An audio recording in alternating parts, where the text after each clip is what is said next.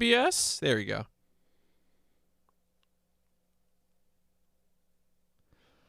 But yeah, we're just gonna dive into it. We're gonna go for the raw uncut. This is the final cut version that we're gonna be handling here. What did you think it was? You have done 7 playthroughs of this game since it came out. I promise to be 100 times less annoying. Well, so here's the thing. Eventually, when you play a game enough, like you get around to, like, especially I think this is true of speedrunners. Like normally you would think speedrunners might be annoying, to be like watch a person play a game for the first time. But like if I watch someone new play Just Cause 3, then I'm like very entertained by that. Like cause I'm so set in my ways. They're gonna play the game in a way that I would not anticipate. Also, I'm fixing the chat boxes. I want the box for these colors. All right, there we go. Now that overlay should be a little more readable. All right, let us get into it. Cool, there you go. That's better now. Yes, I already set my options. Let's go. Oh my God. Right away. Select archetype. Extremely physical, interacts with the world through his bodies, gets things done, but dumb as a rock. Sensitive. Is this a special build the devs sent you? No, this is so this is the updated Final Cut build where the there's like, I think there's some voice acting. I know voice acting was added for Final Cut. iDoc, if you know what was added for Final Cut, feel free to dump that in. Yo, I'm the best. Ooh, Magi. One year. What is time? What is time? Thank you, Magi. Delighted to have you here for the start of Disco Elysium. Thinker, very bad with people, knows interesting facts, comes up with original ideas. So I feel like Rude Diego, and okay, bonus quest and some bug fixes. So I don't think Rude Diego's this one. I think Rude Diego is either Thinker or Physical. I think it's Thinker. I think, folks, what do we think? So if you're not familiar with the Rude Diego archetype, it's kind of a gimmick that when I do RPGs that allow you to roll your own more, the character that I play as is the Rude Diego, who typically is like a sort of kind of a chaotic good, chaotic neutral, but will often just like set things on fire. Thinker seems more fun, yeah, because I feel like this game, my impression is this game is very dialogue driven. So yeah, Physical seems more like a Galo from Promare or something. I could create my own Rude Diego. I'm just gonna go with Thinker. I'm gonna stick to the rails. I feel like that's safer for me. Perhaps there'll be character customization. I thought it said the fairies are at home in the mirror. It is their address. Even the clearest water, if deep enough, can drown. There is nothing.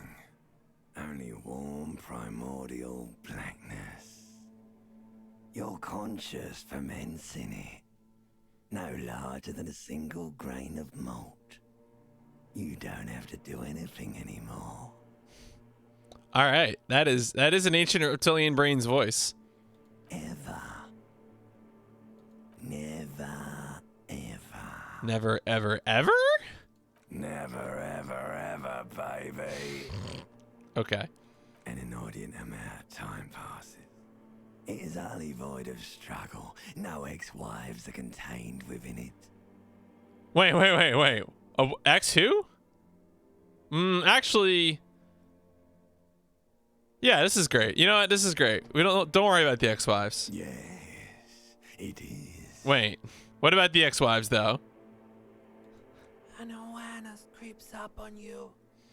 A mass lies hidden in your dead angle, soaking in some lurid acidic sauce. It's bloated and shameful, a ball of meat surrounding you.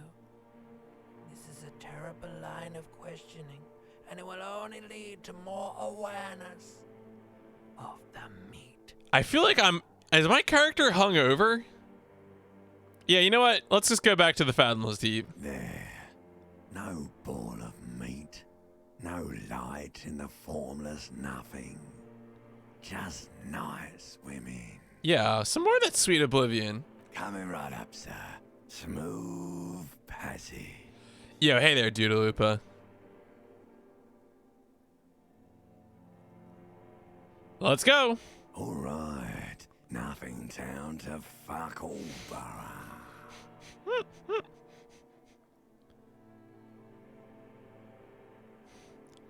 This bit is certainly going places. Yeah, let's visit the ancient Zero home. Great choice, Elder One. It has always been like this, and it always will. Wow, are we dunking on Kingdom Hearts 3? Look, Kingdom Hearts 3 will have its day, I'm sure. I'm confident. It's actually interesting to me that so far we have a split between Cold Steel 4 and Wild Arms 3. Remember, folks, anybody can vote. You don't have to be a subscriber to vote. All you gotta do is put in one of the 6 vote commands.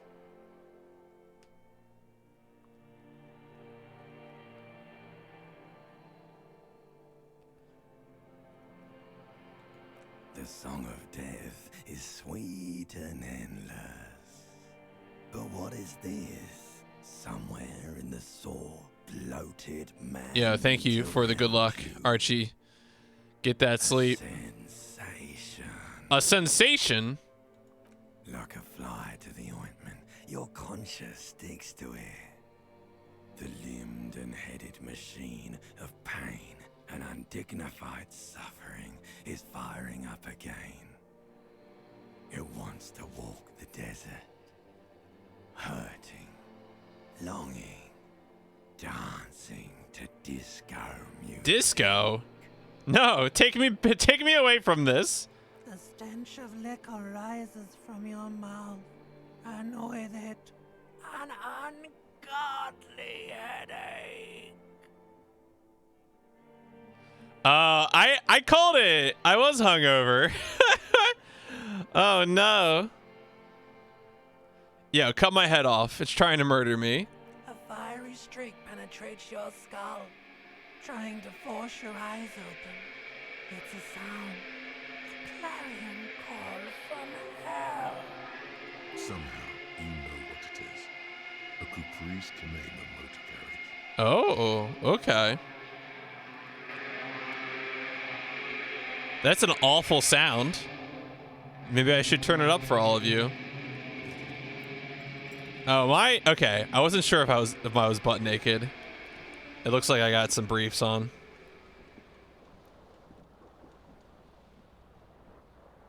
Okay. Pants? Oh, all right. What are the controls? Oh, pants are. Okay, pants are on. What is this? You hear a jingle. Keys are clinking in the pocket of your clear-cut pants. Yes. It says whirling in rags on the aluminium key ring. There is a single key on the ring. The number 1 is etched on it. It should open the door. Awesome. Awesome. The Whirling in Rags is a hostel cafeteria on the urban coast, frequented by dock workers. Okay, wait. So I have a key for for this hostel. All right.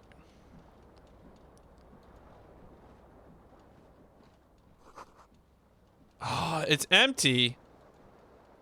Boo. Tore out the tape while the song was playing.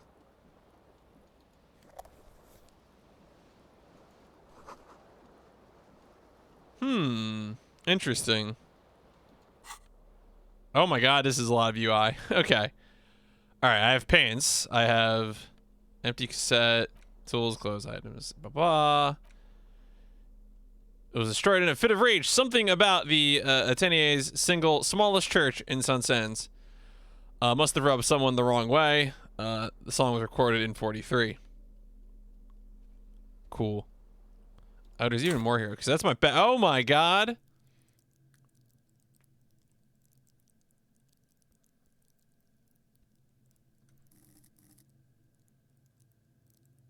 Motorix. How well you move your body. Would you rather be a tree that can feel pain or a seahorse that will never die? I mean, seahorse seems pretty cool. I guess you're not guaranteed to not feel pain. You're only guaranteed to never die. That seems like it could be concerning, but there's a lot of ocean. You hate seahorses? What's wrong with seahorses? Were you attacked by a seahorse?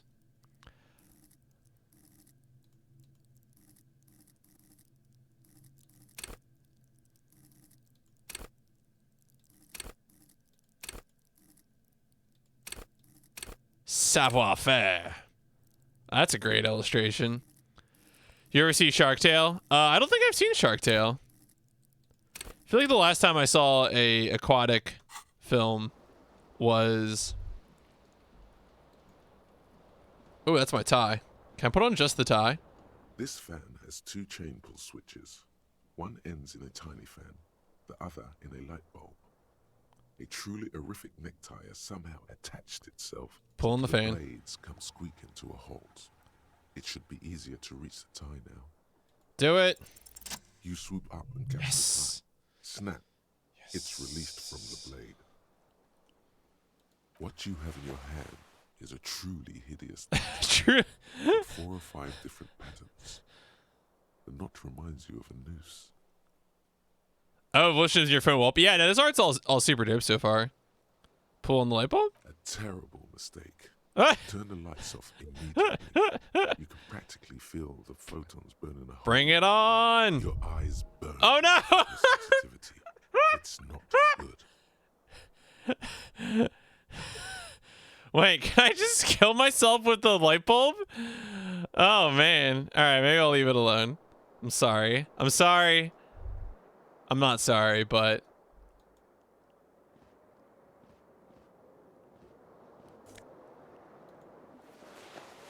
Disco ass blazer. It's in the game. EA Sports. It's in the game. Bottles in the bathtub, wine, beer, and sweet liqueurs.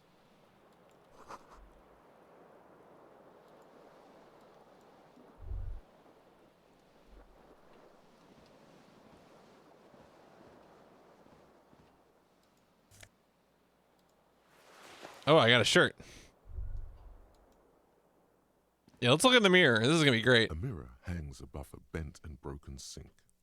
In a fierce discharge of masculine energy, someone has ripped half the faucet off. Was this not the same Elo that founds empires and lays waste to cities? Virile, uncaring towards the little things? Probably not, no. No. Hot water sprays from the faucet's base, and steam covers the mirror. You cannot see yourself, just a vague impression of a man. Suddenly, you realize you have no memory of the face that awaits you there, underneath the soft vapor. I can absolutely turn up the audio. All right, I turned it up a little bit. If it still is too quiet, I will turn it up more.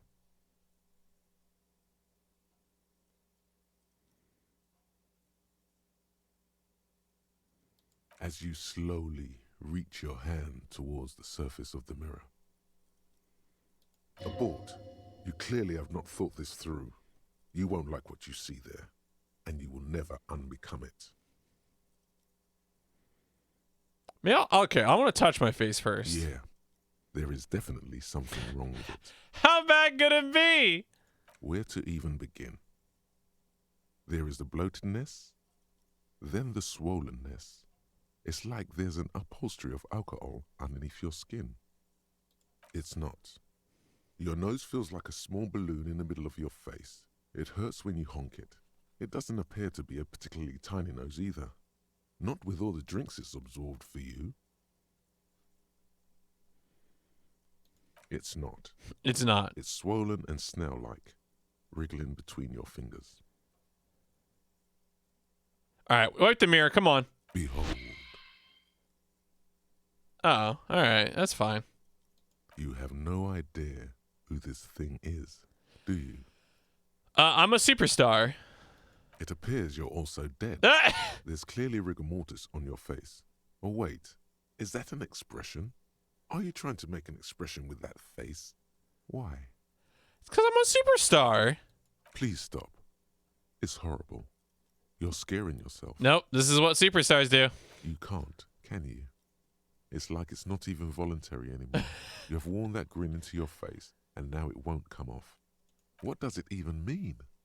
What is the emotion you're trying to convey? Superstardom. You should check yourself for a pulse, superstar.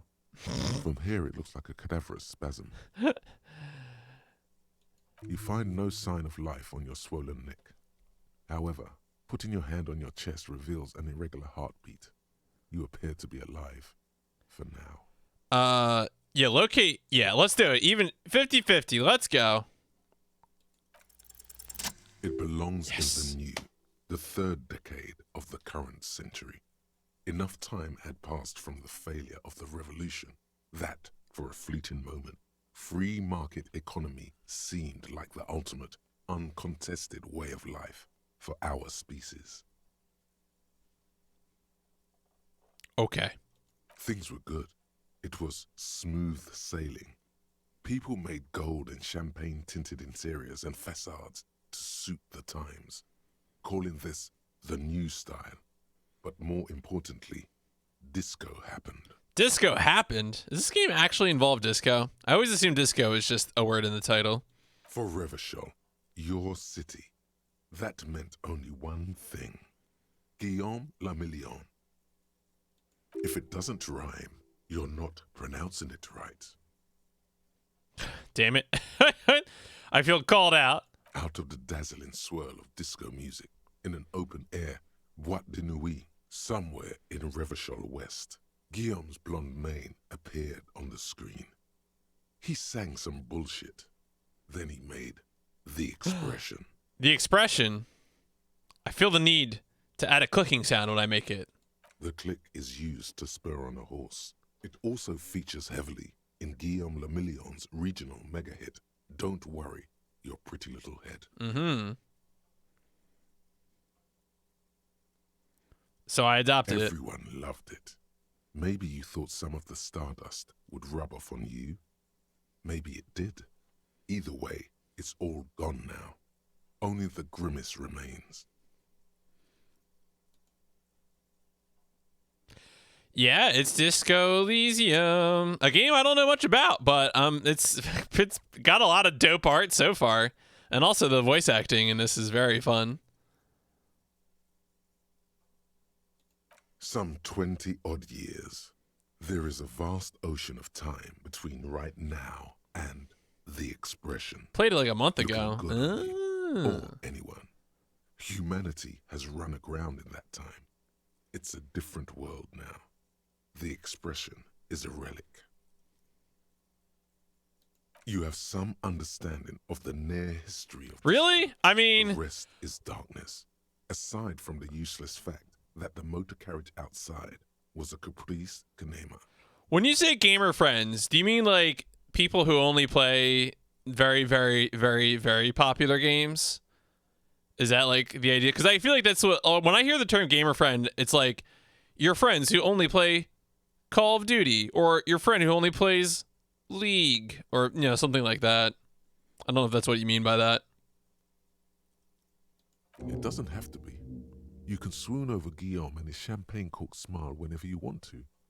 Maybe some of the stardust will return. Very low.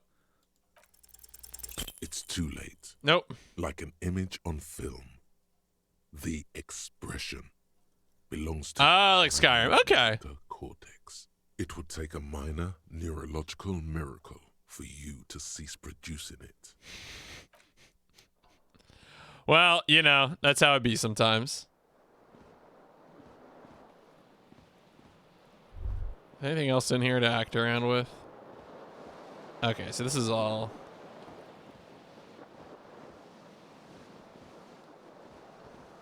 Okay, so that's probably the entrance. Right? Yeah, no, I mean, I think that's fair. Skyrim to this game doesn't seem too far, especially if you like talking to people in Skyrim. No? All right, not that. Oh, yeah. That's right. I think I saw Punchy tweeting about that like a week ago or something. That he had done some Disco Elysium runs. All right. Time to have a normal one. Hello, officer. The year is 51. It's March. The young woman raises a cigarette to her lips. Her eyes are brown and her face is speckled with birthmarks.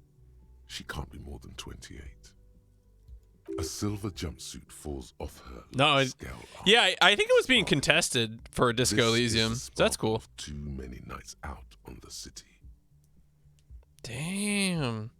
2604. You love to see those times fall.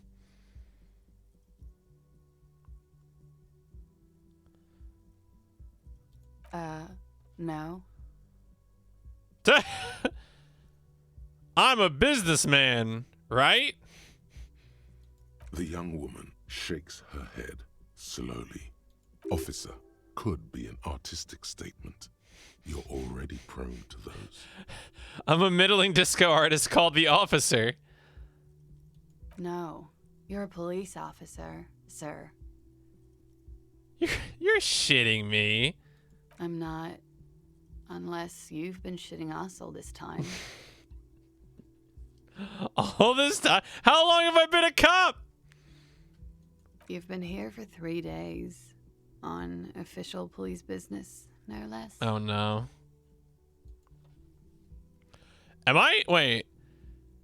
All right. All of the Twitch stats just died, but I'm assuming I'm still alive and streaming because it seems like the frames are fine. It's just that Twitch is borking all the statistics. Okay. Oh, there we go. It's back now. Good job, Twitch. I couldn't say. In truth, so far, mostly drinking. You have no doubt about the drinking. But do you strike yourself as a tight-lipped drunk? She must have heard something. Ooh, challenge. Okay, wait.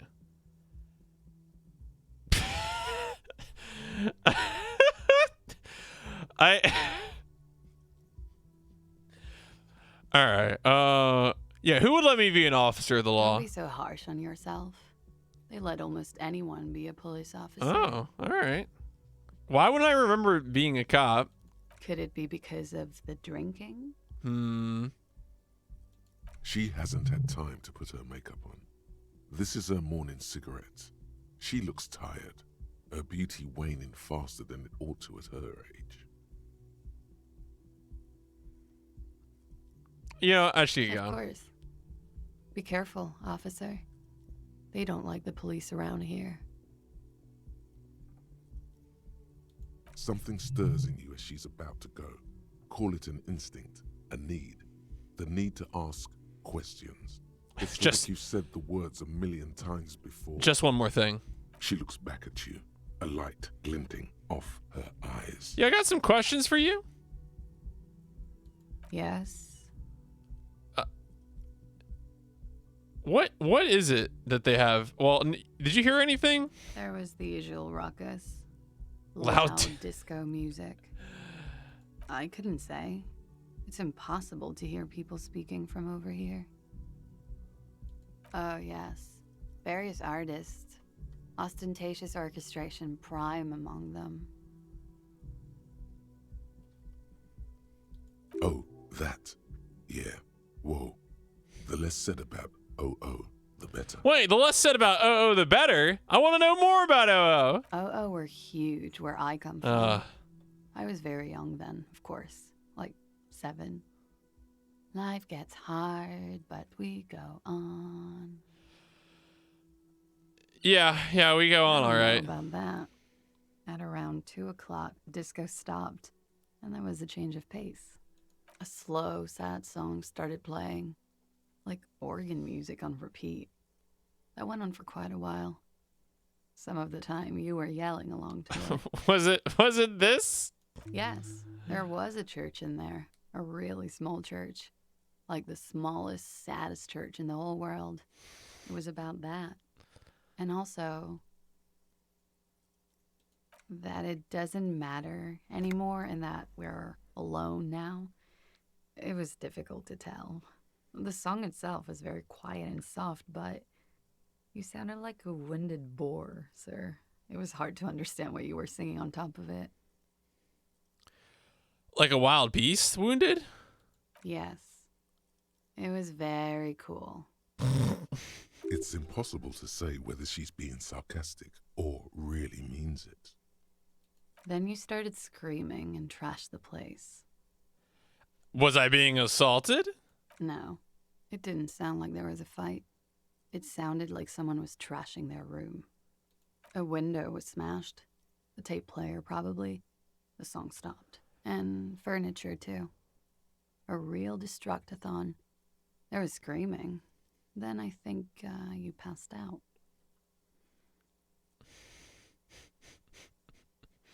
Was there more? There was. I think you screamed that you didn't want to be this type of animal anymore. I may have misheard, but it was sort of memorable. I went out afterwards. Everything was quiet by then, around 4 or 5. And that was it. So, where am I? You're in a hostel, sir. Where in the world? We are in Revachol. Revachol is the disgraced former capital of the world, divided into zones of control under foreign occupation. Half a century after a failed world revolution, she is central to our moment in time. Should that mean something to me? You sure look like you're from Revachol. Revachol parties.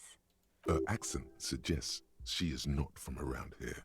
She's from Aranier, another part of the world. So, is it 51 now?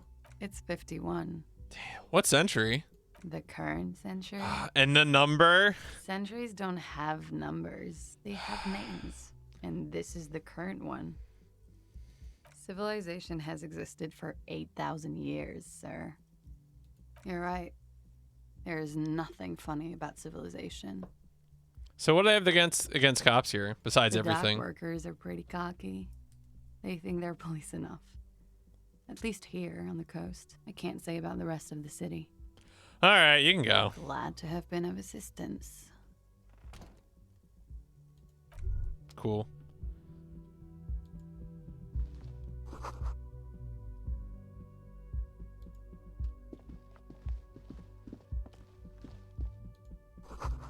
The weekend edition of the newspaper, Trompe le Monde. Yeah, the feeling when it's the year that it is. Isn't that like the Onion's year in review or something? The year that was or something? I feel like there's someone's satirical thing. Oh, take that money. Hell yeah.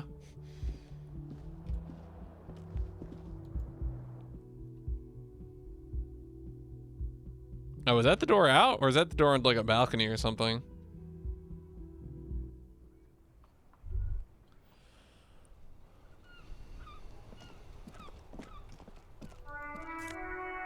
Ah, shoes. Yes.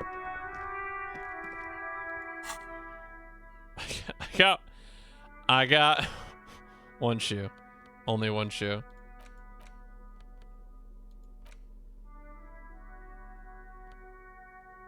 She really did, though.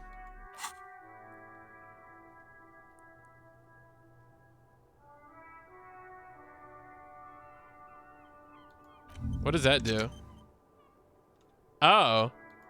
Oh, I can think about things? And it... Oh, so I can research something, but it affects my stats in the meanwhile? Oh, I can read some things. Whatever. I'll just think about it for a while.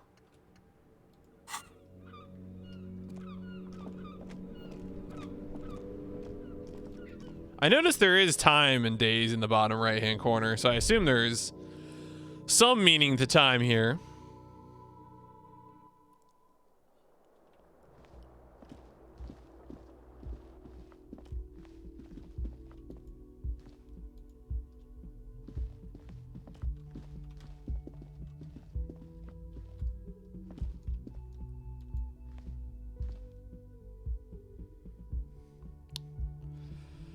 Yeah, this is it's sometimes you just gotta get enough thoughts to give yourself enough negative bonuses.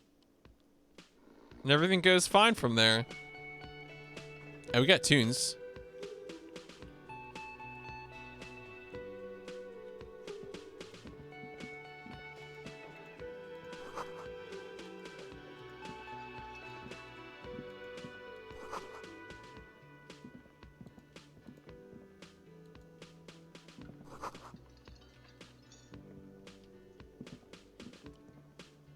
You should totally sing karaoke here, the first chance you get. Your emotions need to be expressed. People need to know your vast, oceanic soul. My soul is immense. Utterly. And it needs to be heard. That's correct. Through a PA system. Mm-hmm. By other people. Absolutely. I'm a down on my luck superstar. Who is mistakenly identified as a cop for his prominent jawline? Yes, sounds likely. You should probably go on stage and pose for a moment when you're done with this thought. See if it works. What should I sing? You should sing the sad small church song from that tape you found. Thought it was obvious. Wait, I was gonna sing something happy. No. Don't sing the happy song. It's stupid. Sing the sad song. It's profound. You would need another copy of the tape first, though. The one upstairs is destroyed. Oh, is that like a quest? Sing karaoke, find a sufficiently tragic tape, play it on a boombox, get a hold, okay.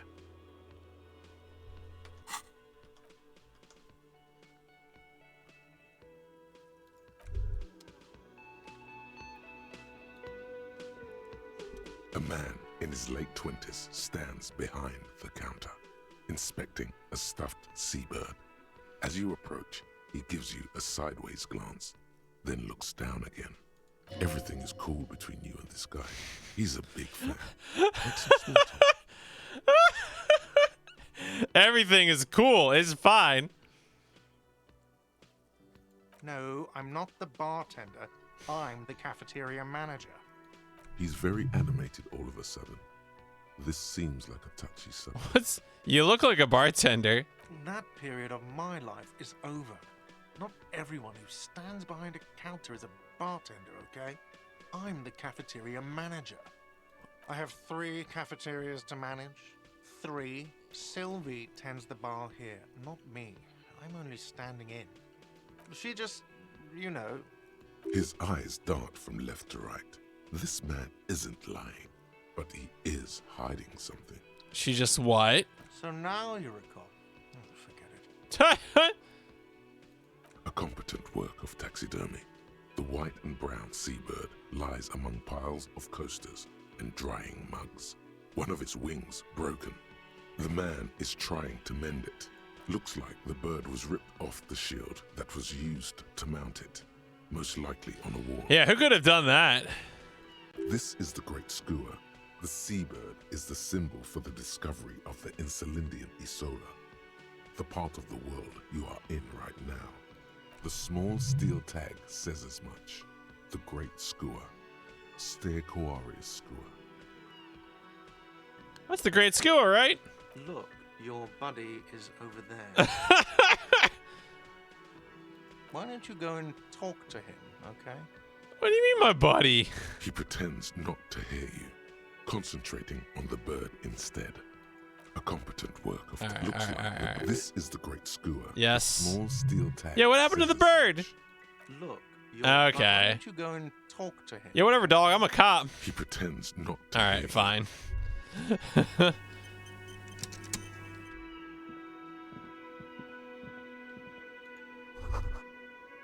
Only the word Monday is written on it.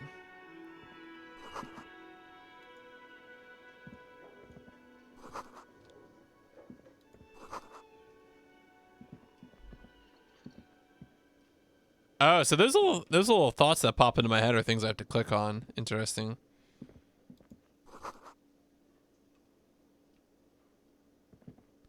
Oh, okay.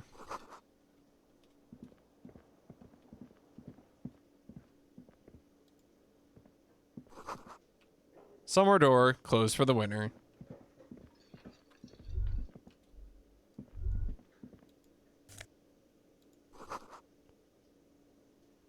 Ooh, take it. Oh, healing item. Delightful.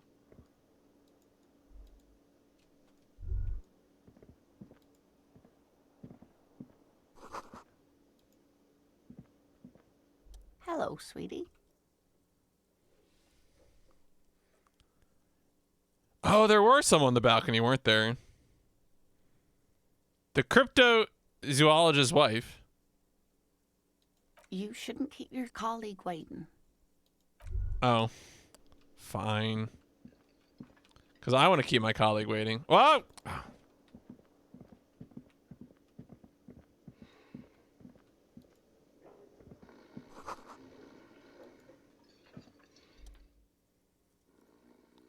Wild Pines. A colorful piece of plastic is dangling from his carabiner. Makes your fingers itch. On the counter, rolled out of his open hand, you see a blister pack of headache medicine. The man does not mind. You probably need them more than he does. It's a dock worker's ID, doubling as a shift card and a job permit. A young, able-bodied man stares back at you from the photo. Santiago S. John. Take his ID. Your fingers find their way into the shackle, flicking open its spring-loaded gate. The metal loop holds the plastic ID and a leather-bound pocketbook. The man emits a loud snore. Is he about to wake up? Doesn't look like it, but you never know. Better be quick. You slip the plastic ID card out of the loop just for the record. You look nothing like the man. You look nothing. Take it. Take more. You find a black paper Yes, note the with a money. woman's profile on it. Seems like this woman lived centuries ago. The note says 5 real. It feels nice and greasy. The sleeping dock worker has little to say about your actions. He remains silent. Oh, wait, I have a low chance to wake him up. You And gently shake nope. his shoulder. Yep. All right, that's not happening. This man could probably sleep soundly in a ship's engine room.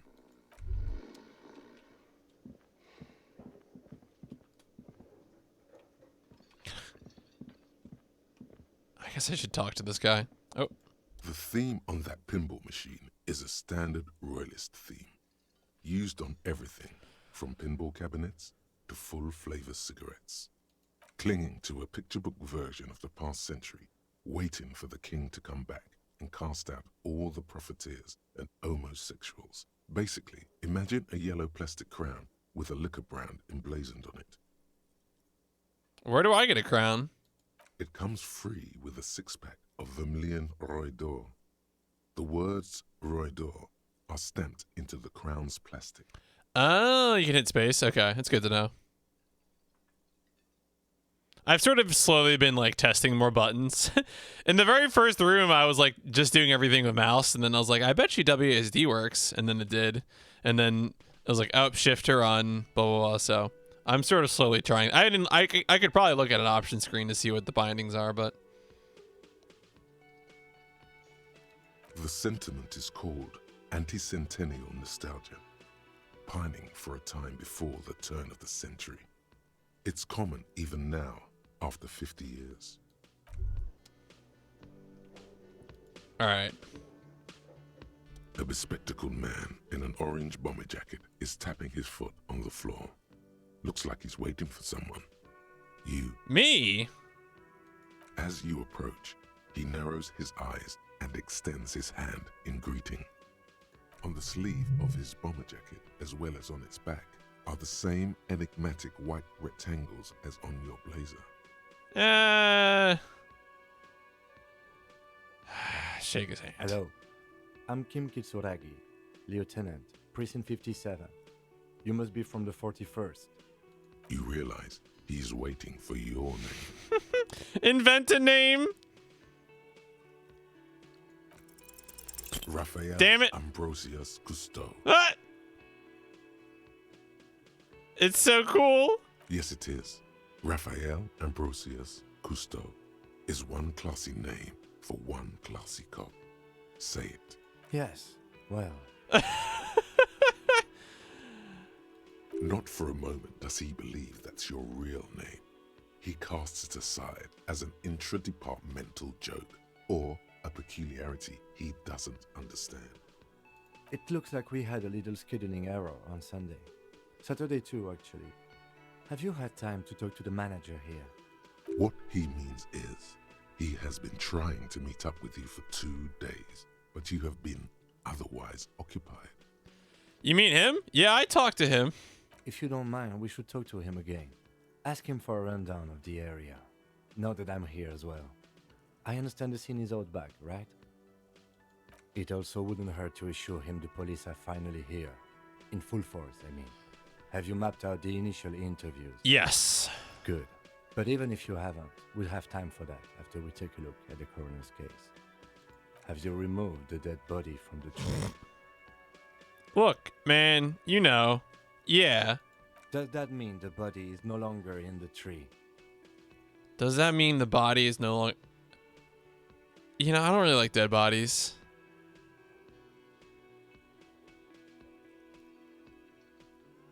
Sure. But did you take it down from the tree? What dead body? Mm-hmm. No. So, the body is still in the tree, where it has been hanging for 7 days straight. We should go there as soon as we are done talking to the owner. How can... Okay, what if I told you I'm not really a police officer? We all feel that way sometimes. There is no such thing as a police officer, I'm afraid. What remains is that there is a dead body in the tree. Someone has to figure out who put it there. If we don't, no one else will. And then, soon after, dead bodies would be dangling from all the trees. That is not a logic success. But first, we have to take it down. I can see you drank last night and the night before, and that you are still drunk now. But I have seen officers go through worse. Much worse. If you need something for your headache, there is a general store nearby. But as I said, the dead body should be our #1 concern. I was sent here to meet a detective from Precinct 41. You have the insignia of the Citizens Militia on your sleeve and on your back.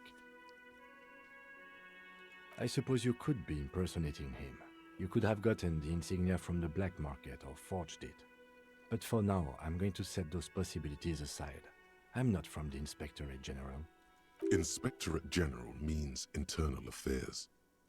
What he's saying is he's not from the Rat Squad and isn't supposed to suspect. Oh, the Rat Squad. No need for derogatory terms. They're only doing their job. Yes. They're not just white rectangles. They bear a halogen watermark with the letters RCM and a pattern resembling the street grid of Revachol West. I would ask you to step into the headlights of my motor carriage, but again, it's none of my concern. I just need you to do your job. You mean you don't have a badge? Look, I have my badge. Oh, if you didn't have your badge, then that would be very bad. You would need to report it on my shortwave. But since you do have it, we can go straight to the task at hand. All right, what are we supposed to do? Talk to the manager. Then we go out back and take the body down. After you, officer. Okay. Need to report your missing badge. You can use the radio in the motor car. Might know something with the murder. Okay. Sing karaoke. Inspect victim's body.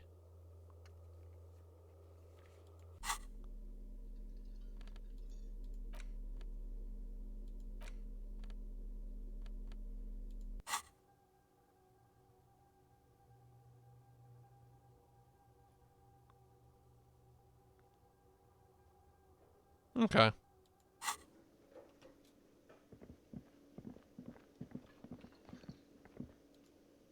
The man with the unimpressive beard notices you approaching. He drops the ledger he was holding and turns to the lieutenant. Mr. Gart, right? You run this place. Yes. I am Kim Kitsuragi from Precinct 57. This is an inter-district investigation, so joining me from Precinct 41...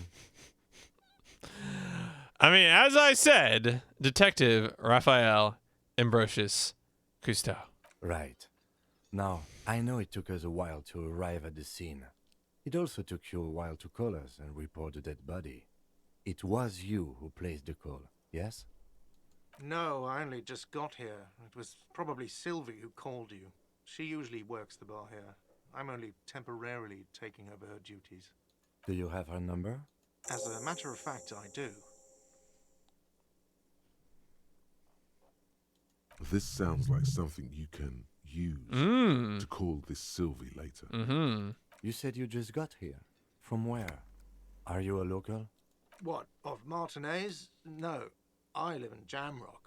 I only sometimes come here to keep an eye on the place. This is just one of the many, many cafeterias I manage.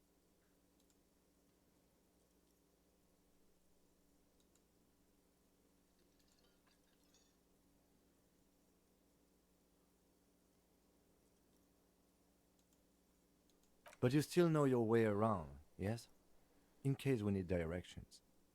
Yes, I know where some things are, but as I said, I don't live here. I just used to work here.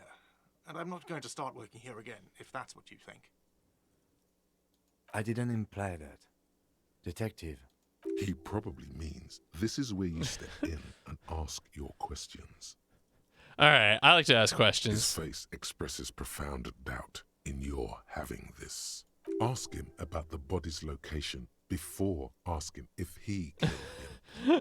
People give up information in the more innocuous questions, which you can later use in the more sinister ones, not vice versa. Behind this building, there's a courtyard. They hoisted him up on a tree there. That's easy. See that door there? First you exit through that. Then to your right, you should see a big hole in the fence. A really big one. You can get to the courtyard through there. No need for the keys. The hole is big enough for the Franco-Nigerian cavalry to fit through. This man means the heavy cavalry of the innocents Franco-Negro, sweeping over the plains and nations of the enemies of mankind. 5th century style. Unified currency and the concept of cool came in their wake. They wore lamella and carried guns. But first and foremost, Franco-Nigerian heavy cavalry was really, really wide. That hole in the fence must be enormous.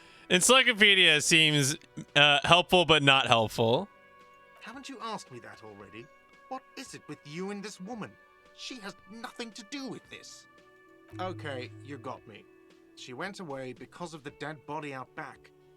And because I asked for her name. Wow. Wow. That's why Sylvie went away. Jeez. I hope you appreciate that. Thank you. Didn't go well, huh? I asked an employee out. She didn't want to come, but felt obliged to. It was a bad idea. Now, what is so goddamn fascinating about that for you? It's got nothing to do with the lynching. Yo, everything has something to do with everything. Good for you. Was there something else? I'd like to get back to what I was doing. I don't know who killed him. I'm not the police. That's your job. This is it. He said they hoisted him up on a tree. Who is this they, if he doesn't know? Oh, people are saying it was the union dock workers, that it was a lynching. Who is saying that? The locals, customers, the people who eat here, a lot of dock workers eat here. Sylvie told me everyone knows the dock workers did it. I'm always saying this, yeah. Did the debarders themselves tell her this, or is it a rumor? I don't really know. You'll have to ask her. I would suppose it's because they have nothing better to do. Wow. All right. Thanks, asshole. You mean the strike? Can I show you? Oh, yeah, I guess so. Wait, is that what? Oh, this. I went with the thinker archetype.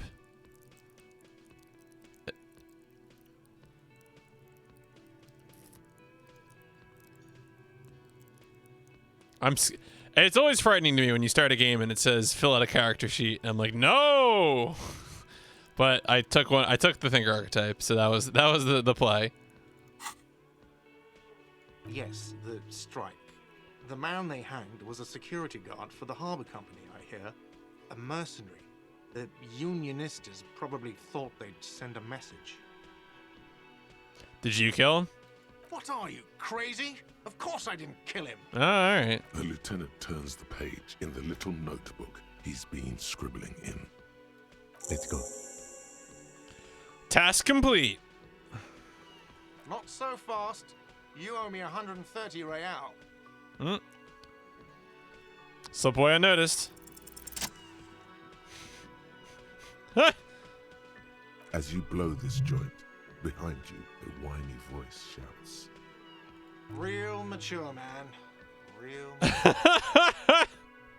Ah, eat shit. All right, what am I doing right now? I probably should go inspect the body, right? Rue Diego skips out on again. Can't catch that boy.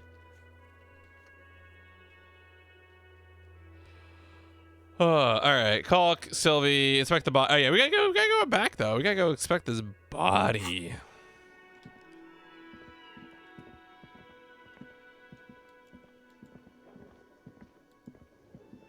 Is this not a working door? I thought this was a working door. He said the door to his west. Maybe he meant the west. Oh, what? Failures for... I love That failure. sugary black rum stain on the counter makes you teary-eyed with joy. It's almost touching how syrupy and sticky it is. How long have you been up already? Strike a clock. Attaboy. It's coming back to him. You had your mesolimbic reward pathway worried there, not thinking about drinking all that time. It was like you weren't yourself. I've been thinking about it all this time. There he is, the old boy, the devil. You rascal, you. Let's celebrate right now by licking that stain off the counter. Do it. It'll be wild. Lick it. Calmly, the lieutenant looks out of the window, then to you, licking the tasty rum stain off the counter, then out of the window again. What are you doing? Investigating. We should move. You could definitely go for some more. The titillating scent of alcohol in your nostrils was beautiful. All right.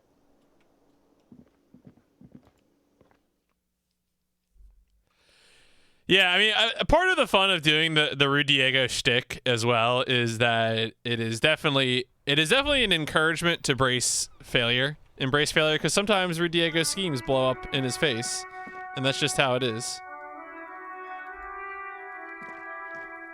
You see a set of tire tracks in the brown slush that covers the plaza mosaic.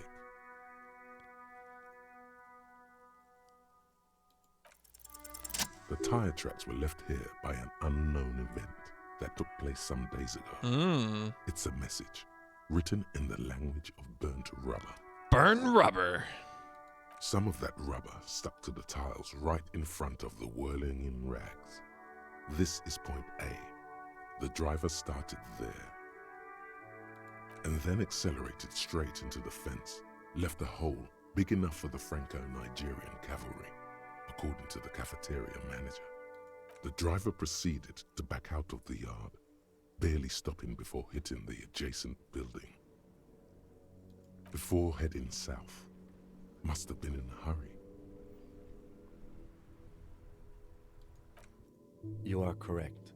This is a rather motor carriage-friendly city. I'm not sure. There are plenty of traffic accidents waiting to happen in Martinez. With a jam right here on the roundabout, I would keep them separate. You could follow the track south. There seems to be a canal there. See where they went. Yo, I'm the best that ever lived. Oh my God. Put me in. O_O, has it really been that long? 1 year. Hey Ev, how's it going? I guess it has been a year. We had 2 1 years tonight. Welcome, welcome, welcome. Enjoying some very, very silly times in this very silly video game.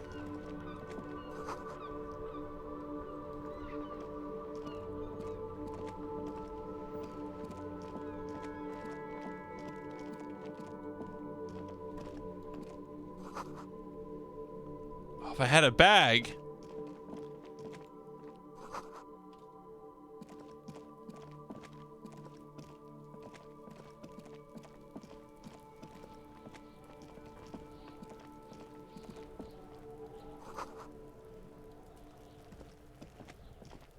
are several footprints in the mud, left by work boots.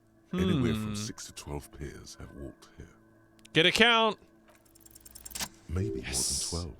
No, 8 pairs of boots have shuffled back and forth in the mud. 1. Standard work boot, steel reinforced toes, number 46. 2.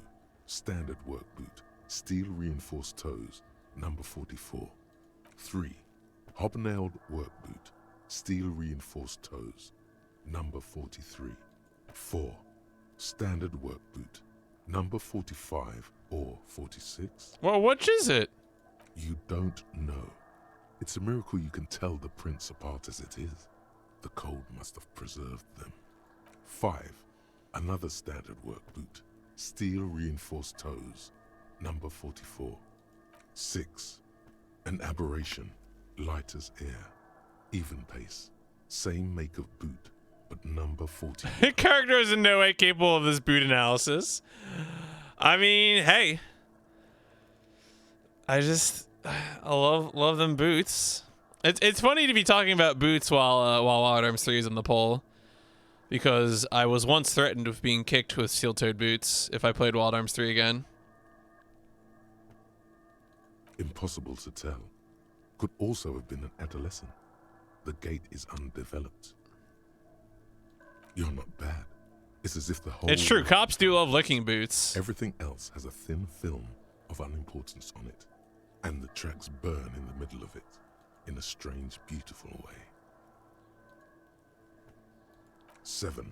The glowing outline of a standard work boot, number 46. But the imprints are twice as deep as the others. The weight exceeds 200 kilograms. 8. And yet another standard work boot, number 44. There's an aberration in the pattern of the sole, however. The right sole is smoother, more worn. How many? 400 million. I was pretty off then. I counted 20. This man is not easily toyed with. I never got the hang of it.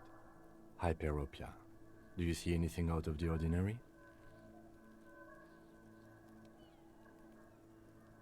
200? Could it be the combined weight of 2 people, one carrying the other who's tied up? Let's say a heavily built worker carrying a similarly built, soon-to-be-dead man. He might be right. 200 kilograms of living weight is unlikely. Possibly, yes. But why? Yes, they could have used a makeshift stretcher or just march him up to the gallows. Maybe the victim wasn't conscious. Even easier to carry on a stretcher, or between 2 men. Anyway, it's for future consideration. What, a woman? Or a kid?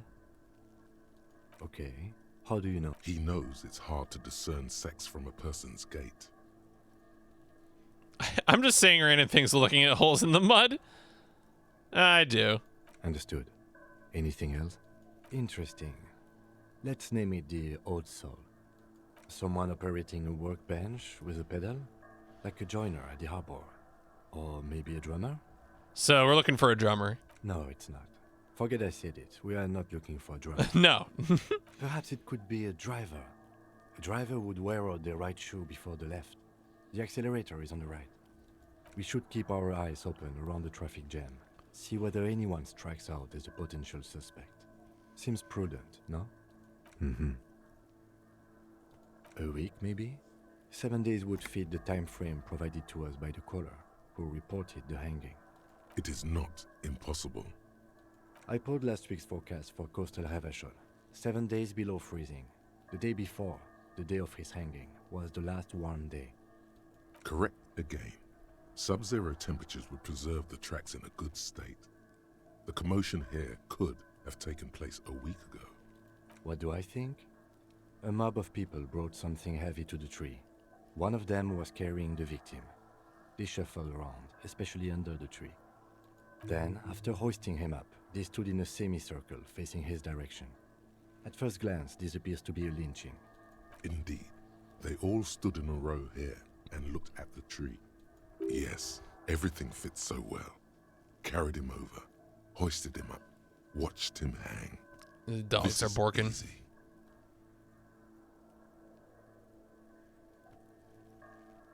The lieutenant's eyes narrow. He's thinking to himself. Either way. What else? All right, let's see what else is around here.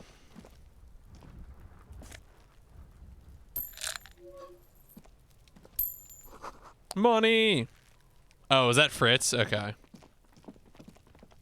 Sounded like it was outside.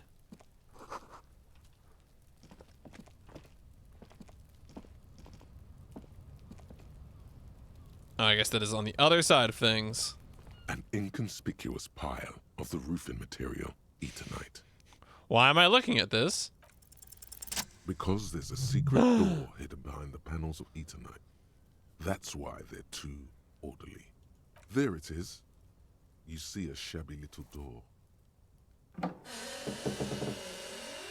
Conk. Hell yeah. What is this then? A tool shed? Let's investigate.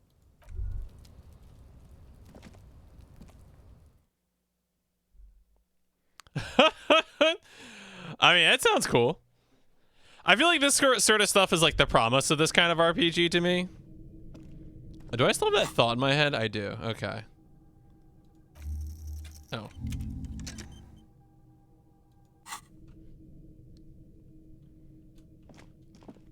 All right. Well, this is where they made Watch Dogs Legion.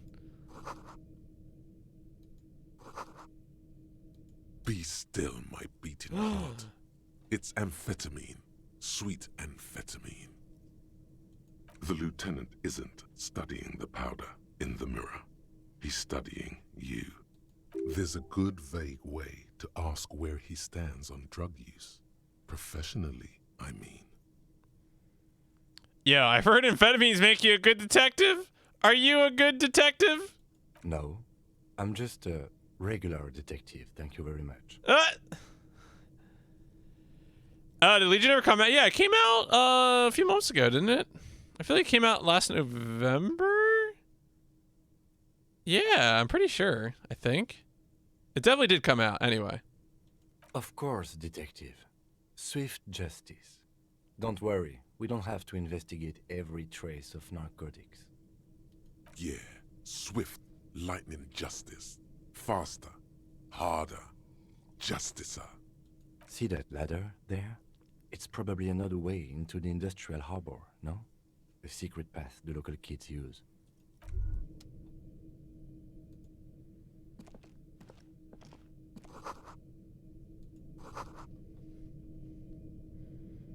To live a happy, magnesium-rich life. Poster says, get out of the way, or get fucked up.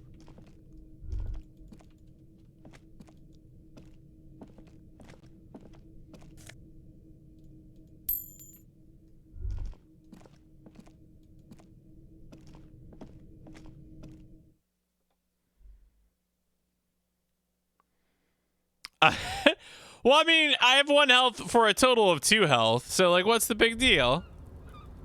I'll be fine.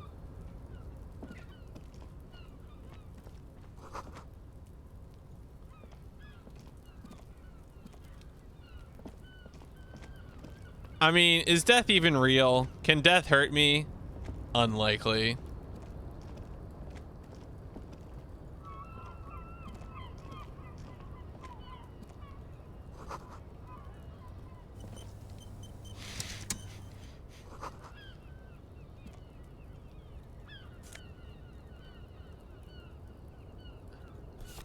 Postcard. Interesting.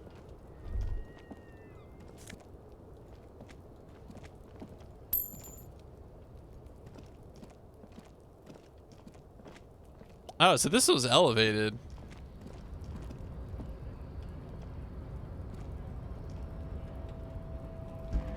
You know, these are very cool environments, but they're definitely, I feel like it's been a while since I've played an RPG where I had such difficulty seeing like what I was doing, like what I can walk on. Oh, here we go. Okay, so this does snake around.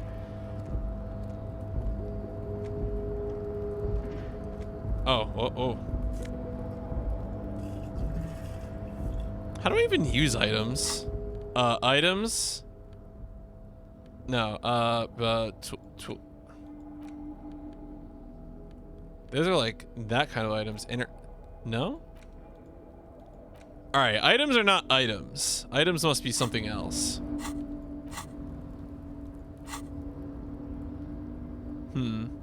Healing can be used by clicking on the health or morale icons. Oh, okay.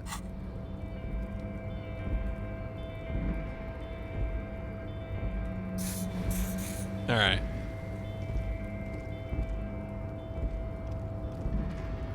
Oh, look at all this good stuff up here.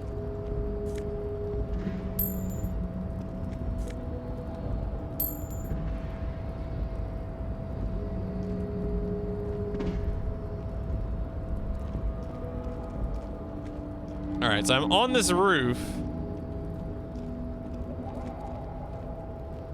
I guess that's it. Okay, I think maybe that's it then. Yeah, because I can't interact with that stuff. All right, cool.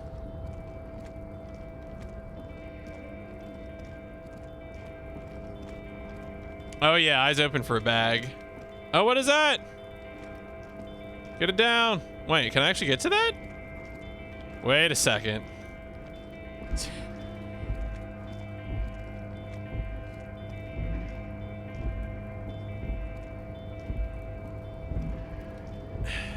If I click on it while holding down shift, does it run to it? Looks like someone left his tarpaulin cloak hanging on the railing here. When the wind ruffles the cloak, you can most definitely see a white rectangle. Yo, it's a cop's cloak. Yes, it's probably yours. What? It bears the RCM insignia, and you have a habit of being careless with your equipment. You could probably make the jump. You look like you've done some track and field in your day. Go for it. Uh-oh. Oh no! Oh no! Oh. Nope, no. That's still too high. Oh. What were you thinking? You're not a gymnast. You're a boxer. And you've climbed way too high up here.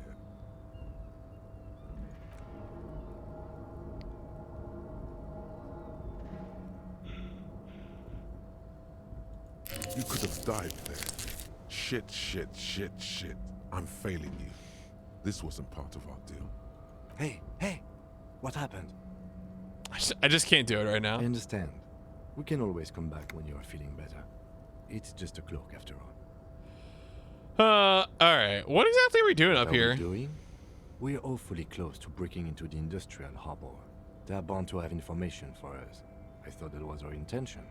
Or it could be that we are just exploring. Just exploring. The wind is aggressive up here. The lieutenant looks at the enormous crane towering in the distance over the container yard. That machine is a Kvalsund 1020 HK. That's a huge crane. Yes, that's one way of putting it. It's certainly an impressive achievement of engineering. But I digress. We were focusing on your cloak here. The cloak? I do think it's yours, yes. As to whether you should go for it? Well, it doesn't seem too dangerous. 2 meter stops.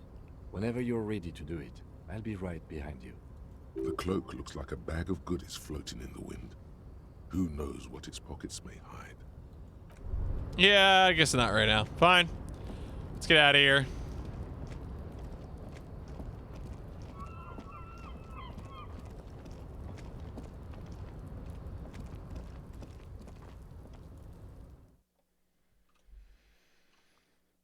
Well, you know, we almost, I guess, failed to jump and destroyed our morale, which I assume will have devastating consequences if I don't manage properly.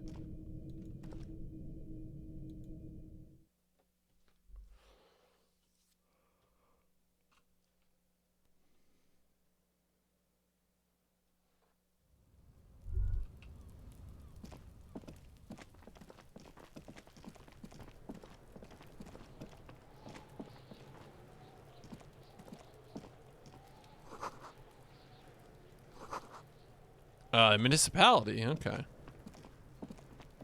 This trash container is locked. The sliding lid has a padlock that says, whirling in rags. Just a trash container. There is no such thing.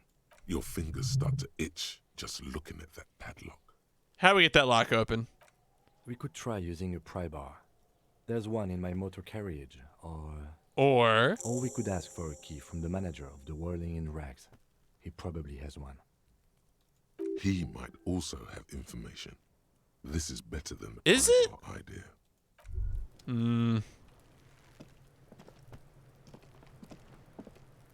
Kuno's got this. What? You're throwing rocks at a dead body? If there ever was such a thing as an ugly kid, then this is it. He's almost exquisite in his ugliness, like a gremlin. Oh yeah, Nappa Gumpy, Kuno! Can't talk, pig. Shit's coming up strong. Throwing rocks. Shit coming up strong. That sounds good. Joyous. You should hang out with this kid and see what that juicy shit is all about. Yo, juicy what now? I mean drugs. The kid's on drugs. Yeah, Kuno, ride the lightning, Kuno! Kuno's riding it, see? The rake, Kuno! You should throw the rake at him, Kuno! The fuck does Kuno know what a rake is? Kuno's not a gardener. Are you kids siblings? Yeah, I'm not a narc. Fuck no. Kuno doesn't buy that shit. Fucking entrapment shit. Fast. This kid has got street smarts. The fuck are you talking about? He's calling us Kuno! He says we're fucking each other! We shouldn't do anything. I don't tempt such forces. You will see. The language these kids are using. Pure, unfettered id. There will be no reasoning with those creatures. Alright, entertain the Kuno. Show me what you got. What you got there? What you got, huh? Show me what you got.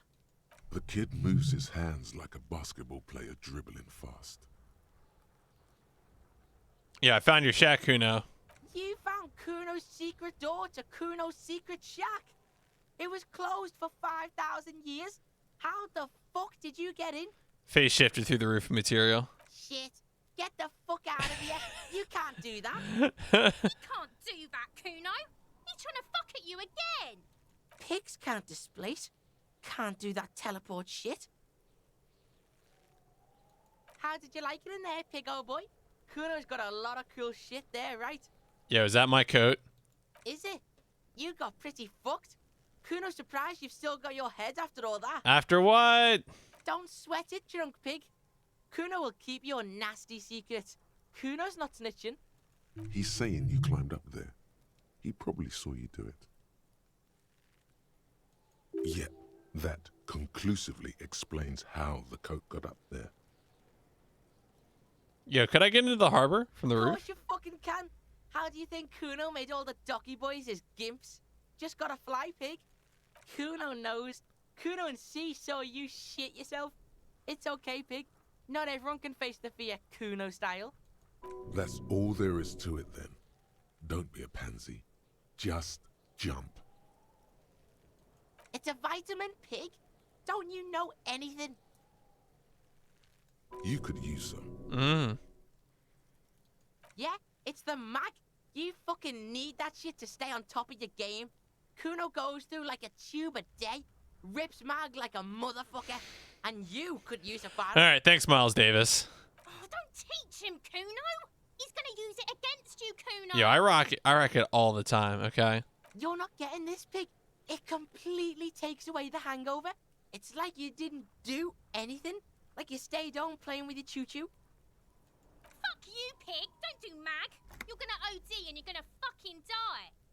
That's where Kuno gets his daily hit of electric. Kuno Shazam. Kuno rides the fucking lightning in there, pig. Bet you'd like to ride the lightning too, wouldn't you? You feel tired and old, but you could have that sparkle in your eyes. Oh, that? Kuno decapitates pigs. That's just a Kuno demo tape. Like a musician? Yeah, Kuno plays on snuff radio, fucks pigs, live, fucks their heads off. Kuno's a cop killer. Yeah, it's Kuno. Is this boy Kuno? Good call, Pigmeister. Don't come and talk to Kuno about his kingdom. Yeah, what do you know? What do you know about the body, kid? Well, who are you? Kuno's Kuno, pig? It's always Kuno, never I. Clearly, the kid's using the third-person perspective as a shield. So you refer to yourself in the third person to distance yourself from the situation. Kuno doesn't do that smart shit. Don't throw that book shit at Kuno. Kuno knows you're lying. Oh, did they change the performance for this character? Trying to get Kuno hooked on the book. Watch out, Kuno! He's trying to fiddle you! He's gonna put his hands on you! Help! Pig's got Kuno! Help! Rape! Help! He's got the Kuno, help! Everyone can hear. You need to get the hell out of here before. I'm not doing anything. Everybody! Escalate, Kuno! His dick is out! You're afraid! Pigs in here, Kuno! Somebody, please! How did we get here? How did this happen? Is this? No, that's not a good idea. Sense. There may still be a way out. Just appeal to his reason. Are you high right now? Help! Misters, help! He's flashing Kuno! He's showing his genitals! If you don't help Kuno now, it'll be too late! No one? Kuno's doing this because he likes it, pig. Help! The pig's gagging him! Kuno can't speak! Someone put you up to this. You put him up to this yourself when you decided to talk to Kim, him. shut up. Listen to your friend. Kim, did you do this? Yeah, we're all in this together! The Banani Poiko's losing it! The lieutenant doesn't even shrug. Help! All right, whatever. The RCA. Look. For emphasis, a ghost is saying this. A shit-eating psychopathic ghost with an ace up his sleeve. I know you wanted to. I don't know if I want. You got that. Kim seems a little enthusiastic about the job, and I don't know if I want to be enthusiastic about the job. The look. The rage look. Relax. He can't read your mind. He doesn't know you were thinking that. There's a dead body, remember? That's what you were doing here. You're a cop on a case. Yeah, can you read my mind, Kuno? I can. Kuno can smell that violent shit. I know what you were thinking. I'm gonna fuck that Kuno up. I'm gonna shut his shit down. You know what? You should have hit the Kuno, because now you're nothing. You're a joke to Kuno. Kuno laughs at you. King Kuno! Kuno turned you into his prison, bitch! You're gonna be in this shit with Kuno! No, you're not. We can just leave. Bitch, you're gonna be in this shit with Kuno forever! A peepo is a type of hat, by the way. Oh, nice peepo. You don't talk to me about my fucking peeper! You don't know where I come from! You're just Kuno's bottom bitch! Okay, Kuno is kind to his bitch. Ask your questions, but remember, this changes shit. Click, click, click, click! Yeah, you kids playing this yard a lot? Alcoholic. I mean, look. Some booze happened, all right? Right, pig? This is where Kuno plays with his little wooden choo-choo. What do you want with it? Don't be wondering about Kuno's shit, pig. Yes, yes, absolutely, absolutely. Why the fuck are you telling this shit to Kuno? Dunno. Kiptas gardener used to work there. Kipt is a pejorative term used to describe people of South Seminese or Areopagite descent. It used to be a common first name among the Areopagites of Ilmara. Not so much anymore.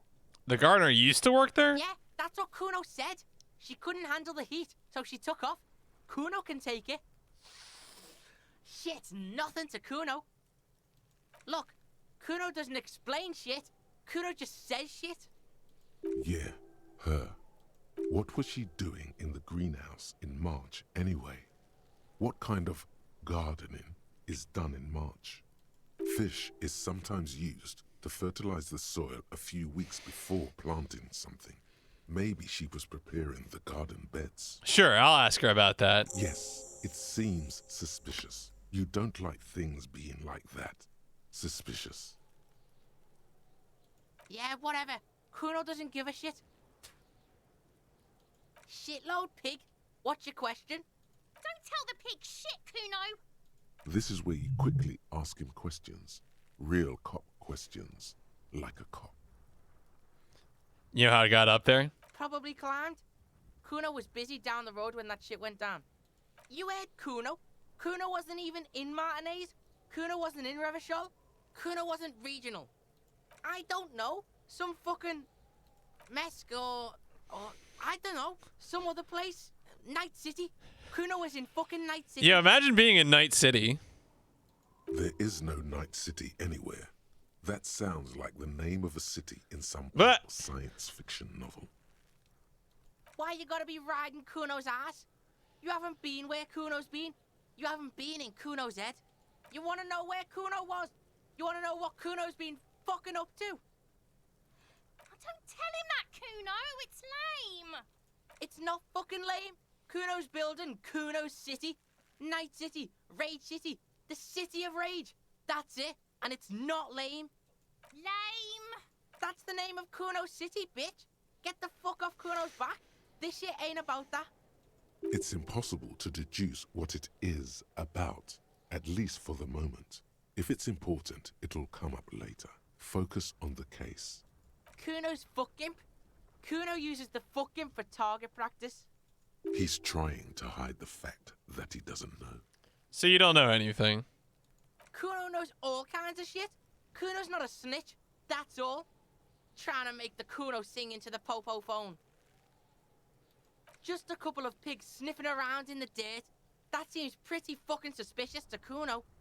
Yeah, you tell the faggoty, Kuno. You're testing Kuno's... Get lost,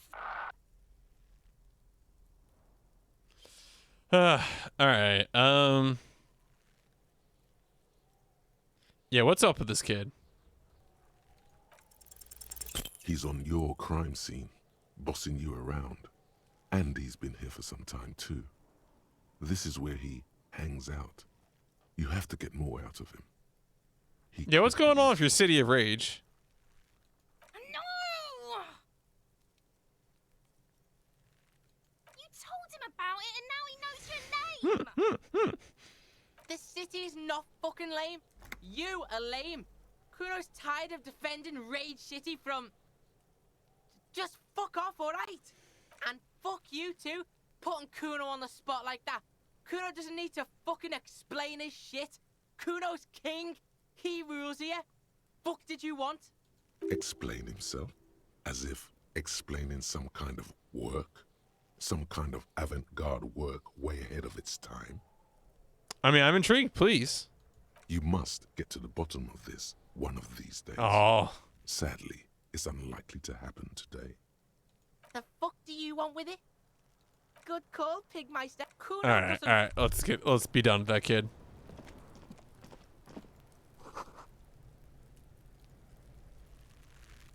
The corpse looks at you with bulging white eyes.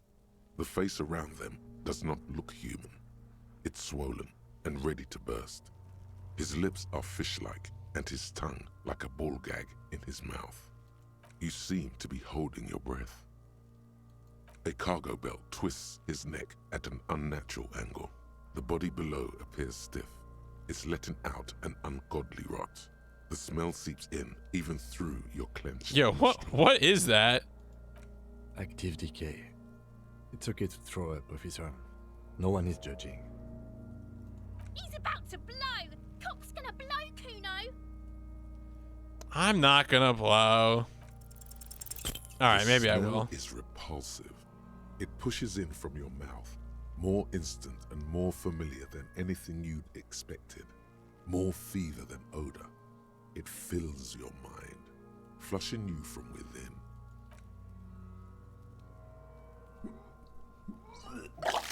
Bleh.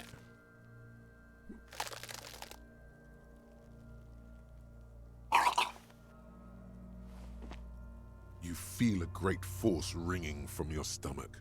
Your body curls and pushes it out, burst by burst, until a pool of vomit lies under your feet and your throat stings from the stomach acid.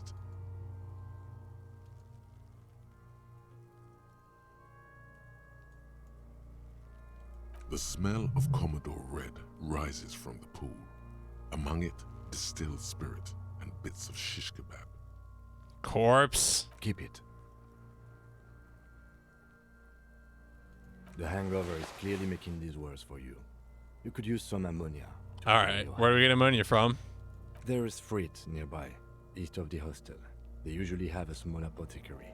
If they don't, there's a greenhouse here, and a gardener with a wheelbarrow on the corner of the whirling in rags. If she works here, she might have something for the smell. Pretty clever. All right. So I need to get things to help me manage the smell, the odor.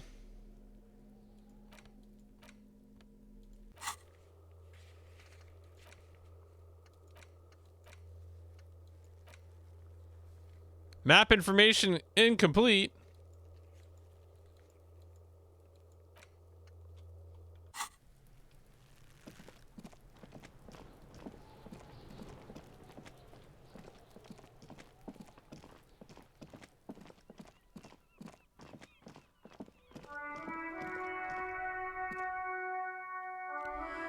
Well, let's see if we can break into the trash.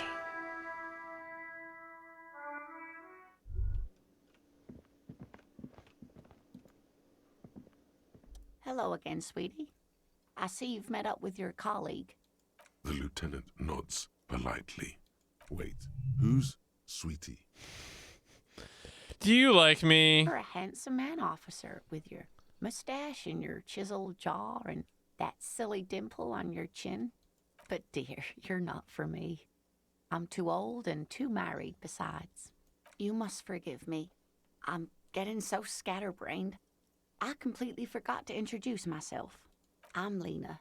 My husband Morel and I are staying with our friend Gary just down the street, but I come here for tea when they're away. This Lena is wacky enough for the motley crew. Hire her on the spot. Hire her on a spot. Join the party. How'd you like to roll with me? Whatever do you mean? I want you to be my wheelchair partner in fighting crime, raiding backyards of corpses, and catching sequence killers. Sequence killers? Oh my. But I think you already have a partner, sweetie. Oh, okay. A partner who needs you to help him get a corpse down from a tree. Okay, but there are also side mysteries. I can assure you, with absolute certainty, there are no sequence killings taking place in Martinez. Now, gentlemen, no need to squabble. I wouldn't be of much use to you anyway, sweetie. 3 heads are better than 2. Thank you, but Martinez isn't the most wheelchair-accessible place, you see. I'd slow you down.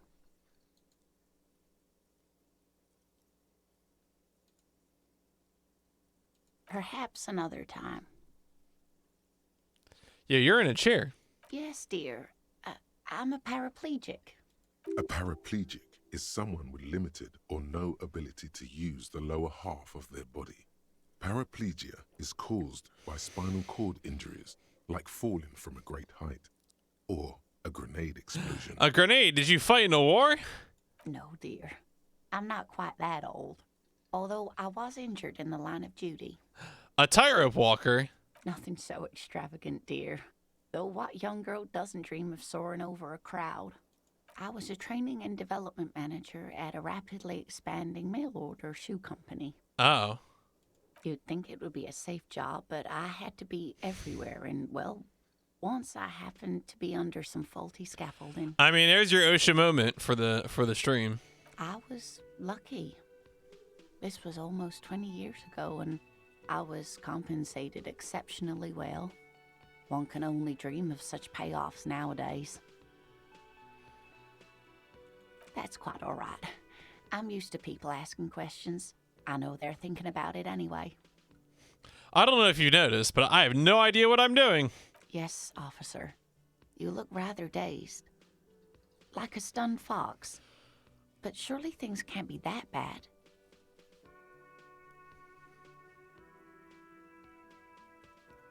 Oh my. You know where we are, right? Yo, we're dead, haunting each other. We're ghosts. Now. We are live in a hostel called the Whirling in Rags. And the Whirling itself is in the city of Revachol. The disgraced capital of the world? Yes, great. See? We're getting somewhere. What else do you know about our city of splendor? Tattered as she may be. The new disco dancing. It seems like a lifetime ago. Much has changed, but it is still the most beautiful city in the world. A rare jewel set in the sand between the pines. Everyone says so, even foreigners. Speaking of history, you know what year it is, yes? 973. You're joking. Try again, one more time. The What end year- times. Perhaps, dear, perhaps.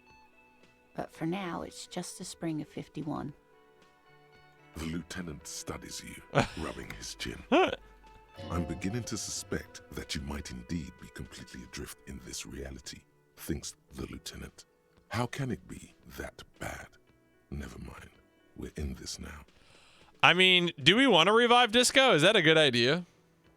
I can tell that this is taxing for you, so I'll just ask one more question. What regime are we living under? What mode of government? Obviously it's the dictatorship of the proletariat. Oh, sweetie. It's really not. There used to be people who thought that way. Other people who wanted those things, but they all went extinct. Revachol is a zone of control led by an alliance of foreign powers called the Coalition. We have almost no government of our own, and certainly no dictatorship of the proletariat. But they still have cops. Yeah, how come there are cops? Oh dear, this is troubling. You really ought to know that, being one yourself. There aren't any cops in Revachol, not in the traditional sense. The status of law enforcement has been a complicated matter since the revolution. But we should stop for today, sweetie. You look like you need a break. Besides, I'm not the best person to explain the big things to anyone. She's scared now. She's realized you really are brave. Yeah, tell me, what about the revolution, though? A defeat, I'm afraid. The people of this archipelago tried to build something new, something different. The rest of the world didn't like it, so they came and ended it. This was 42 years ago. It has something to do with everything. I really don't know how to explain it better. You didn't do too well, dear. It does look like you're having trouble remembering things. History and places. Remembering reality, in a word. It's very odd. A sigh. The lieutenant buries his nose in his notebook. But maybe a fresh set of eyes is what the world needs. And while I'm no doctor, such bouts of amnesia are often temporary, so I wouldn't worry too much. Someone more educated in sweeping matters. Maybe you should ask. Lena does seem very nice. No, I'm not an encyclopedia. I won't be a guide either. I'm a detective. Of course. Then I don't know. Someone rich, maybe? Wealthy people are educated. Though I don't know where you would find a wealthy person in Martinez. That's a good point. This doesn't look like Rich Central. Of course, dear. Good luck with your case. All right, that was a lot of talking. Yo, clown. Real mature, man. What exactly were you trying to... You do understand you still owe me money, right? Damn, your feet thought we got away. What is money? What are you, brain damaged? I might be. Money is what grown-up people use to pay for things. Things like this hostel room, or 8 bottles of potent blend and 9 packs of Royal Extra. We use it for everything, really. There's a shuffle of nylon as Lieutenant Kitsuragi looks for something in the pockets of his orange bomber. Come on, can I get something for effort? You know what? The stupid drinks you've had are on the house. You know why? Because I know you can't pay for them. Not because you ran away. Now, I still have to charge you for 3 nights and the broken window. That's 100. Yo, so we're cool. Not entirely cool. You still owe me 100 real. If you don't have it by tonight, I can't let you back up there. Now, what the hell did you want? I assume you wanted something to come back here. Mine? No, it belongs to the Whirling in Rags. Thank you for clearing that up. Why do you keep the container locked? Why? To keep the hobos and drunks out. That's why. And the neighbors, too. They put their trash there, and they don't pay for the garbage company. I thought as much. And are you the only party with access to the trash container? Well, yes. Us and the garbage disposal company. It seems a little callous, doesn't it? Something stirs in you. I wonder what this feeling Prod is. it and find out. Doesn't it seem callous to you? Guarding your trash? Callous? What are you, Kras Mazov? Almost all establishments in Revachol keep their trash locked. The Whirling in Rags is not special in that regard. Krasmazov, nom de guerre, was an economist and a historical materialist. He was a leading figure on the Grad side of the Centennial Revolution, where he headed the 9-day government. Mazov is considered the father of scientific communism, Mazovian thought, or Mazovianism. Tell me more. He killed himself. Oh, maybe I am Krasmazov? What are we talking about? Was this not about the trash container? No, wait. We should return to the case of your mistaken identity at a later time, officer. This was about the trash container. Okay, fine. What for? Mazov? Are you planning to nationalize my trash container? Yes. It concerns the case. Please cooperate. Just bring them back once you're done, please. By the way, I'm going to sing karaoke. Wait, something I need to talk about. Saw a sign that said the mess hall is reserved for the Union. Yes, not the whole damn Union, thank God. Just the nastiest and loudest faction. They come here in the evenings. Dumb, unruly types. Think they're big shit. But they're good customers. They place big orders and always pay on time. We should find out who this loud faction is, occupying the booth. Loudness means talkative, and we need info. We don't. We have to wait. They'll show up sooner or later. Men get hungry, even striking men. If not today, then they'll be here tomorrow. There are these things called days. You sleep between them. He's saying they'll come after you've slept. Yeah, why can't I go in the Just make it kitchen? clear you got that. What are you, a cook now? That's none of your I've business. got a warrant. No, you don't. Better believe it. Fucker. Lay off the swear words. They don't make you cool. This isn't kindergarten.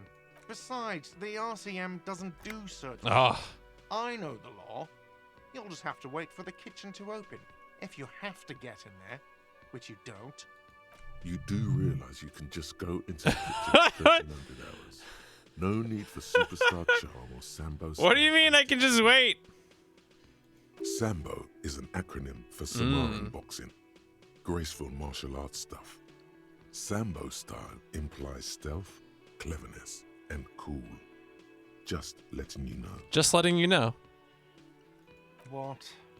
By the way, you should come back to this thing-based questionnaire if you see anything interesting in the whirling later.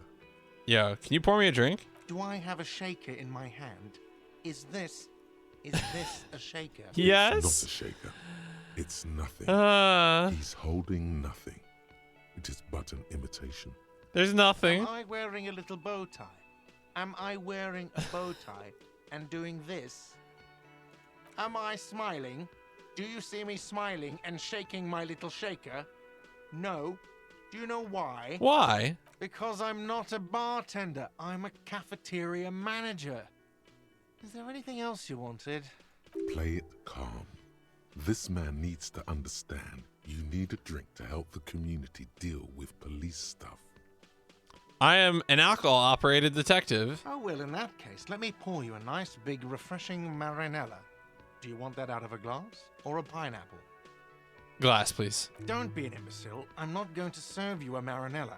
I have work to do and broken things to fix. If that was all, I'd like to return to it. I want to sing karaoke here. Absolutely out. Absolutely in the question. First we find a sad banger. Then we sing this place to shit.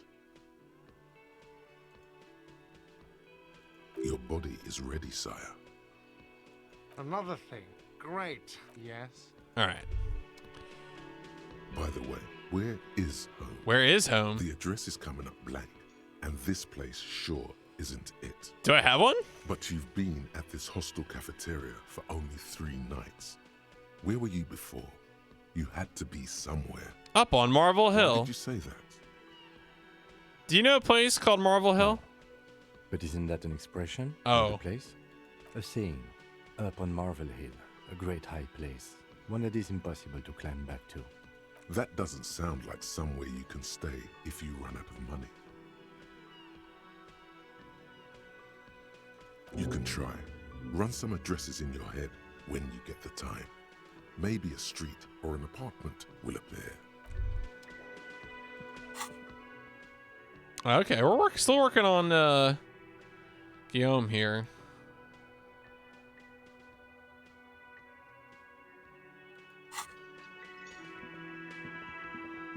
Well, we got the key to the trash locker, so let's go resolve that.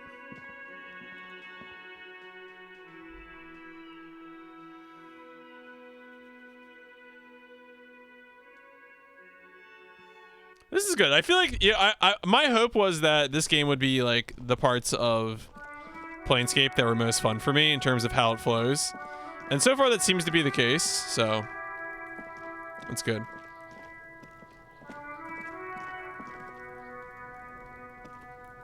This trash container is locked. The sliding lid has a pad with a well-oiled crack. The lock pops open. Yeah, I mean, it should now be possible. That'll be sort of the joy of the writing, is just seeing, you know, how what threads turn into threads and come and go and how they tie together. Don't. Maybe you shouldn't. Open the lid. The smell of rotten food rises to greet you. You see soggy cartons, dirty rags, and organic waste. We're just in time. This hasn't been emptied for over a week. Look under the carton. You see milk and egg rest with one broken egg in it. Some pasta wrapper. Picking up the soggy packages somehow feels familiar. You've done this before. The movements are recorded in your elbows, the methodology in your fingers. You're used to this. Dive further. A box falls into pieces in your hands. Batiste Soleil cereal. There are plastic pasta packages below, and turbo noodles. Nothing of note, however. Among the threadbare kitchen towels, something catches your eye. A pair of denim trousers. Get 'em. As the legs of the slime-covered jeans begin to unspool from the garbage, a rank corpse smell fills the air.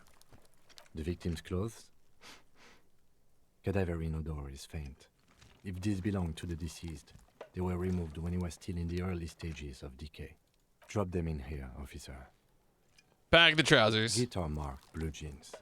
Pockets empty or emptied. He wore them with a belt, too. A white belt. The loops appear stretched, but the belt is missing. That's it. Do you see anything else in there? I have another bag here. Something slimy catches your eye. Reach for it. A drab, long-sleeved shirt, olive-colored, appears from the food waste, dripping with pus. This is a military-type overgarment. No label or serial number. This is the kind of ribbed shirt that's worn over light armor to conceal it in an urban scenario. Anything more? The rest of the rags are just kitchen variety waste. A yellow old mug that catches your eye. But other than that... All right. We should go to Gart again and ask if he knows who put the clothes in the trash. It could be as simple as someone from the hostel cleaning the yard. Or that one. I'd advise against confronting that force. You think someone from the Whirling might have been involved? Not really. All we know is the victim's clothes are in the trash. The lid was locked, and his establishment had the key. It's just a small loose thread. The fuck's he on about? Kids? You hear that, Kuno? He thinks you're an infant or something. See? The lieutenant nods, then looks back into the trash container. It's just organic waste, cold and slimy on your hands. Apple and potato peels, mostly. Unidentified sludge, and the occasional chicken bone thrown in for good measure. But hey, what's this? Ooh, what's this? What? A blue piece of plastic sticks out from the apple peels. It's shiny. Looks like the corner of something. They look badly damaged, but you can still make out forms and notes, written in a man's handwriting. Officer, is that your paperwork? Can't be. Yes, it is. No. This plastic Secret has task. the Elysium street grid on it. You've even got an autopsy form. If you don't mind me asking, how did this get in the trash? Oh boy. Well, maybe I needed to lose it. What are you talking about? I speak of the tongue. Doeth thou also thorough inventories? You should take stock of your notes. Make sure it's all there. Official notes contain informants' names. If some of it has fallen into the hands of the RCM's adversaries, bloodletting may well ensue. It would also not hurt to start taking notes on the case. Now, tell me what your eagle eyes see. Or are we finished? I'm getting that mug. You pick out a broken mug with an oddly racist depiction of the yellow man frolicking in saffron. Only in its social sensibility. Take the mug. The container sounds a muffled gong. That's one thing off the list. I think we got it all. All right. A lot happened there. I got a point. So I got a point. A level up. Oh. Wait, did it just did it select something? Was I selected volition and level up just spent the point? Revert? No. Okay. So I guess I could select something.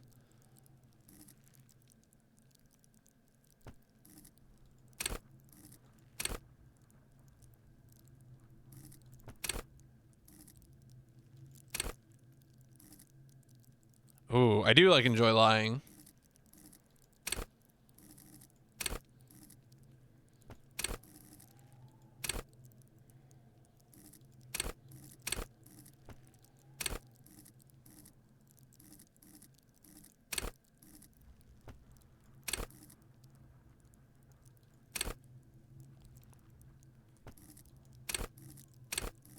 All right, we gotta lie.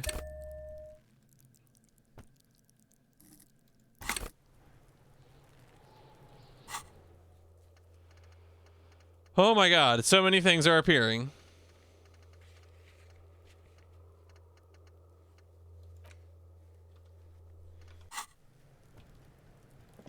Kuno!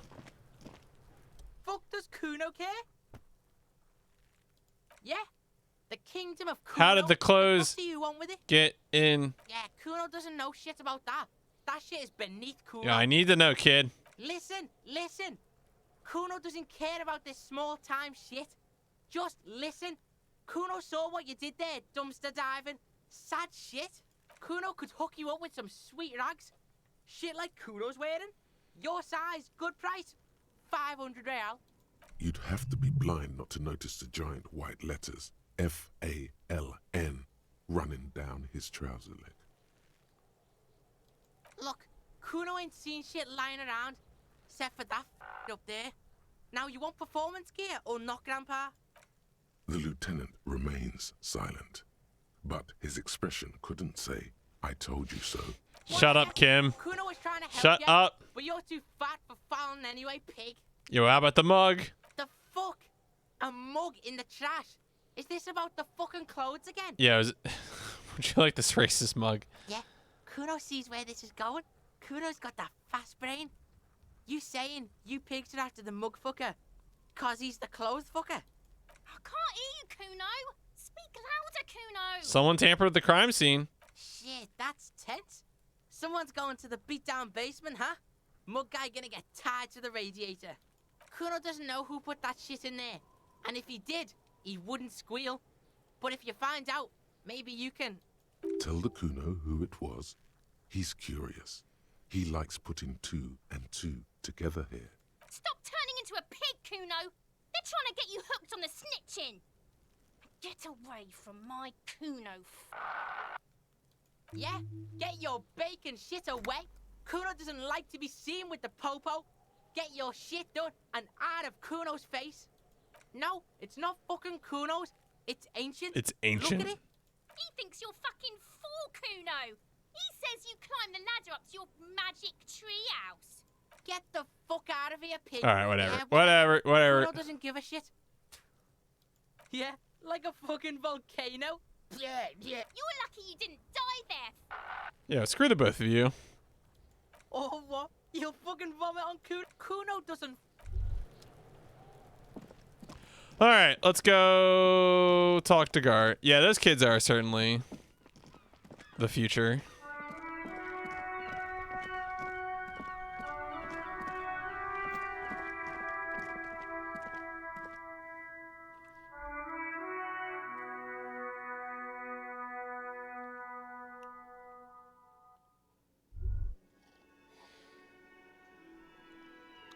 I mean, just know what you're getting into when the children ride the lightning. Can I help you? Thanks. I hope you found what you were looking for. I found the victim's clothes. How strange. I certainly didn't put them there. Well, who else's keys? Trash collection service? CS Municipal. I don't see why they would put anything in the trash, though. Ah, the elusive CS Municipal. I doubt we'll be able to track down who was sent here last and when. This will have to be one of those little threads that solves itself down the road. Thank you anyway. Sylvie had the keys before I got here, and I can vouch for her. I can vouch for all my staff. None of us would tamper with the crime scene. Perhaps you were sleepwalking? I think fugue states are more your forte, officer. Okay, Yeah. touche.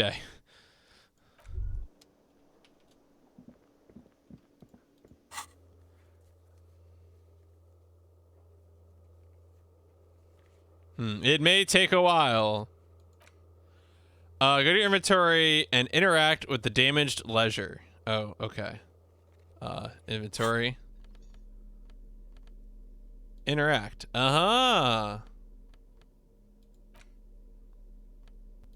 It's the ledger you found in the trash. A pitiful cabbage of white and yellow papers hanging from plastic board, barely held together by a metal clip.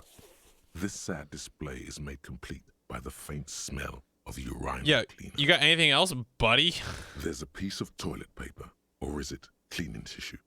No, it's toilet paper, desperately sticking to the back of the blue plastic clipboard. It's a metaphor for you. Thank you, waterlogged ledger, for spelling it out for us. Yeah, inspect the toilet paper. It's just toilet paper sticking to the back of the plastic clipboard. You Take- can take it off if you Take want. it off. Still wet, the toilet paper peels off the plastic easily. All you have to do is shake it off with your finger and voila, the ledger now looks marginally better. Smell it. The acidic stench of rotting food is rubbed off on the cellulose. It now forms the base of the experience. This base surrounded by a faint air of spoiled meat, the stuff of death itself, and then sprinkled liberally with the citrus zest of toilet cleaner. You know, like the bits they put into public piss bowls, probably called Fermi Discrete, or Axel, or something. At some point in its journey, the ledger has seen the inside of a public toilet. Which toilet would that be? Remember when I said the smell of the upstairs bathroom was so rank they should have sent a poet to describe it? Why, yes it is. Among many other things, this cleaning tablet is used by the whirling in rags. Perhaps that's where the ledger was dropped in the toilet. By you. An aluminium block runs the width of the board, biting down on the paperwork. Its crocodile teeth are the only thing keeping the papers together. A regular pencil, the tip worn down to nothing, has been attached to the clip. The surface is interrupted by a silvery sticker. It's rectangular, sparkling with iridescence. You don't know how you didn't notice it before. Looks like an official mark. Official? Made to be low visibility outside the right circumstances. It is similar to the RCM watermark on your blazer the lieutenant mentioned. Didn't he say something about the headlights of his motor carriage? That you can read these there? What? Yes, halogen watermark used for adding information to RCM property. What kind of information? It depends. Aside from an anti-counterfeiting stamp, mine has my station number and address. The information varies by date of issue. Maybe yours will have how many cases you've solved. Okay. While a bunch of sodden papers sag from the clipboard in your hand, it's a sorry sight. Inspect the white papers. They're not exactly white. They're yellowed in patches by sunlight and alcohol and covered in dense blue handwriting. Ink escapes into watercolor patterns, reaching its tendrils across entire pages. The paper itself is checkered with faint red lines forming short paragraphs. Once in a while, there's a red stamp that exclaims, "Case files commit to paper." The case files themselves are plenty. You count more than 100 sodden, crumpled up, earmarked pages falling apart in your hands. They appear to be sufficiently organized and extremely dense, if mostly illegible. Work, strife, poverty, the Jamrock Quarter. These are handwritten logs of investigations dating back to January 51, this year. The exact number is hard to estimate due to missing pages and an odd naming convention. But there are at least 20, maybe 30 cases undertaken, not completed, mind you. It's the middle of March. You have attempted 2 cases a week on average. What do you mean? Is that all?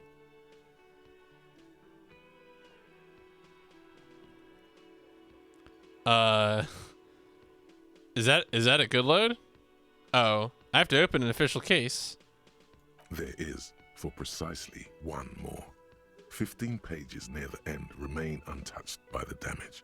The checkered grid forms a structure of passages, breaking the case into subtasks to accomplish. Once all the tasks are accomplished, the case is complete. Commit to paper! Sadly, the ledger only comes with an old, worn-down lead pencil. It's unfitting of this monumental event. The ledger only comes with an old, worn-down lead pencil. It will do, barely. But the lieutenant looks at his blue notebook. 2 fat, shiny pens hang from the binder, like large caliber bullets on an ammo belt.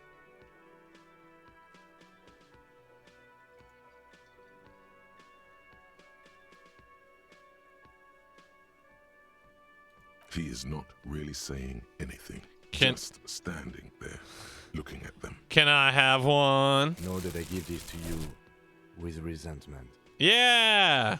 That's a fair trade. The tasks you've completed flow out of the blue oblong pen in a brash freehand uncannily similar to the rest of the letters. The wording comes easily.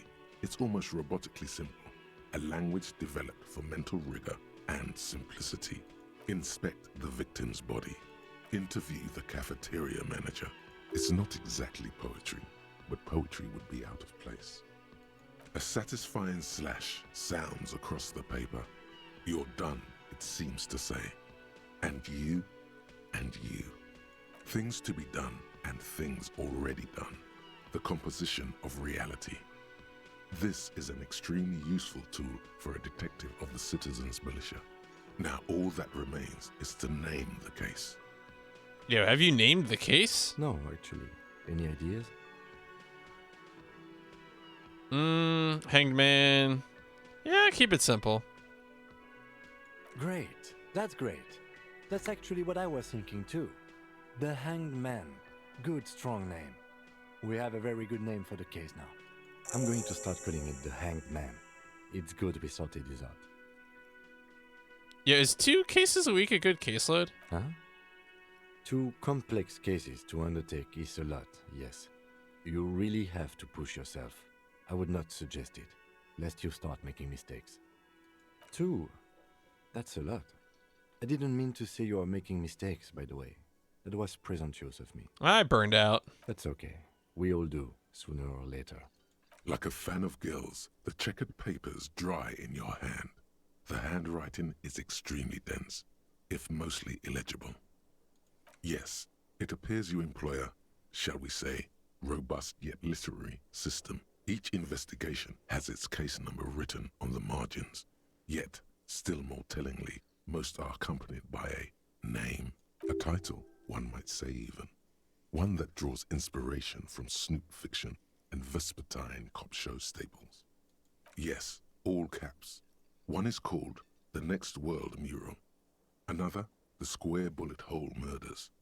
Another yet, The Unsolvable Case. The Unsolvable Case? Others appear more light-hearted. The guys on a couch in an unexpected location, and the murder at the hookah parlor. Even the rare article-free collapsing tenement. Murder features prominently throughout. It's going to take an effort to piece these case files together, but it... Yes, how very childish of you. In your and my defense, almost everyone in the RCM uses the titular system, in addition to the official alphanumeric. It's a holdover from the early days of the RCM, right after the revolution, when the organization had little idea how to do things. It persists in an unofficial capacity. Officers use these titles to refer to their work among themselves. Again, in your defense, I seem to have named one the man with the hole in his head. That was a real person. His death was real. Still, I named it that, to amuse myself. There you go. I pray his loved ones never find out. Rail spiked through the head. Oh. He died. It was a workplace accident. That's it? The notebook is annual. It says 51 on what remains of its cover. A molten strap of cardboard. Everything prior to this must have belonged to a previous volume. In short, there was more. You don't exactly close them, so much as distance yourself from the smelly papers. They're a little further from your nose now. Can I read the case files now? Can't get around this voice because the French accent is strong, but the pronunciation is yeah, it's definitely interesting. Right. It was usually, I mean, whatever, whatever's characteristic to butcher is butchered. Yes, you can piece them together using the alphanumeric code on the margin. It always begins with HDB 41, then date of initialization and time of arrival on the scene, followed by the title. For example, HDB 41120111700. Why, yes, your precinct number is 41. Every last alphanumeric in the files begins with it. And these are your case files. It's safe to say HDB are your initials. You meant to say RAC. No, the alphanumeric begins with HDB. Can't you see the sire is tired of these fabrications? RAC is clearly what it says on the case files.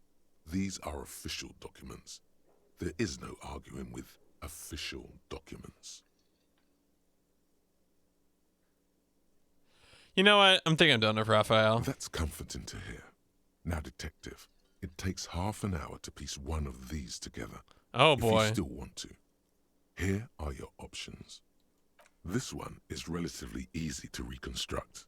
Overnight on 1202, a graffito, nay, a mural, appears on an 8-story tenement overlooking central Jamrock. The building is a sparsely inhabited ghost tower, part of a failed real estate development called Grand Coudon. Cause of failure. Rent too high. Mm-hmm. The mural is enormous. 2 silhouettes, a man and a woman, are kissing.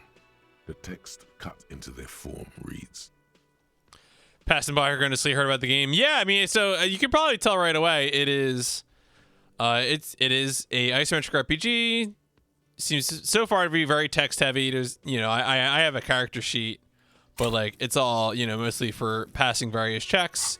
Your sort of interior components talk to you, so like all the things that are yelling at me at various points come from in here. It's cute. True love is possible only in the next world. For new people, it is too late for us. Wreak havoc on the middle class. People call it that thing and that fucking thing. It's visible for miles. In 2 days, the station's complaints desk gets clogged with requests to remove the bummer. The bummer? You and your partner are assigned to the case. The graffito crew is easy to track down. Only the bell lectures have the literage of industrial paint to cover the surface. One of the graffito artists is rumored to be rich. They take responsibility for the execution, but not the design. The ideologue of the next world mural, as the crew calls it, remains an unknown. The case files do not show you finding the author of the design. Damn.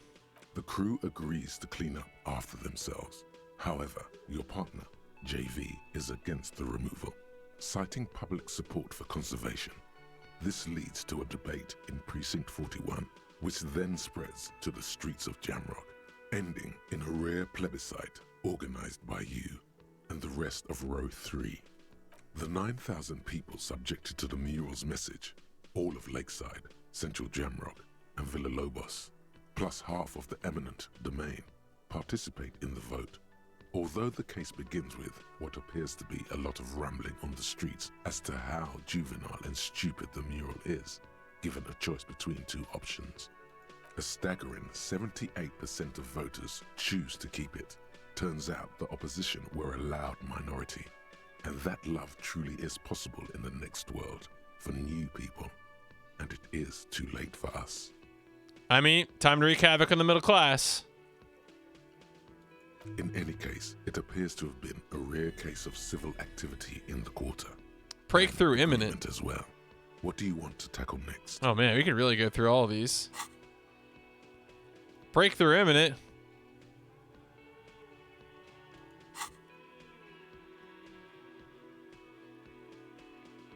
AKA Leslie and Burke, AKA the public indecency drunk and the property damage drunk, is a cursed case. It has been passed from unsuspecting officer to unsuspecting officer for 10 years. On January 29, the unsolvable case made its way to you. Why you accepted it, it is unclear. Every officer, and indeed most civilians in Jamrock, know it's unsolvable. Leslie will always take his pants off when he's drunk. Burke will always trash everything. It's just what they do. It is their nature. You cannot change the nature of a man, and you can't lock them away because public indecency and small-scale property damage are not punishable by incarceration. The only way for Leslie to stop flashing his genitals to bypassers and for Burke to stop dismantling signage and rear-view mirrors would be for them to stop drinking alcohol, which in their 40s or 50s, it's hard to tell because of their distorted features, is a medical improbability on par with you ceasing to produce the expression. You would think that, but you're wrong. Where's the fun in exposing your genitals or breaking stuff in your own home? No, Leslie and Burke are on the corner of Main Street and Perdition because that's where the action is. Can you keep yourself off the streets? Threatening fines, dragging them to the station, locking them up in the hellholes they live in, locking them up in the station, hypnotherapy, even trying to get the local gang of Zemyaki to take them out. The Zemyaki gave them ethanol, so Burke and Leslie would expose and rampage even harder. You tried it all, and still the complaints wouldn't stop, as they hadn't stopped for 10 years. It's plain to see from the files that you, Satellite Officer JV, and Special Consultant TH had more important cases to attend to. You uncover cross-reference to several ongoing investigations, each brought to a standstill every time you drive down Main Street. Because there they are, on the corner of Perdition. And what is Leslie doing? Indecency. Good, you're learning. If the files are to be trusted, that's all there is to it. That and Burke breaking things, and the fact that they're both drunk.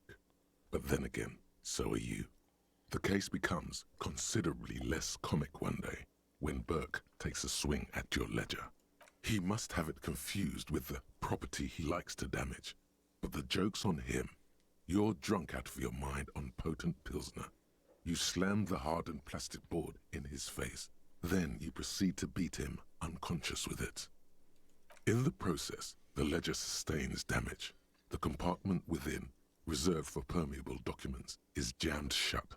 You stop your assault on the now unconscious Burke to open it, but are unable to do so. The officer began to cry, reports Leslie, who, at this point, is tending to Burke. He came at us, and at us. I think he was trying to kill Burko. While trying to kill Burko, you slowly come around. The permeables compartment is open. You've smashed it open on poor Burko's kneecaps. The good news is, Burke can't walk anymore. Well, yeah, I mean, good news is a way to phrase that. Can't get out of his apartment, an invalid.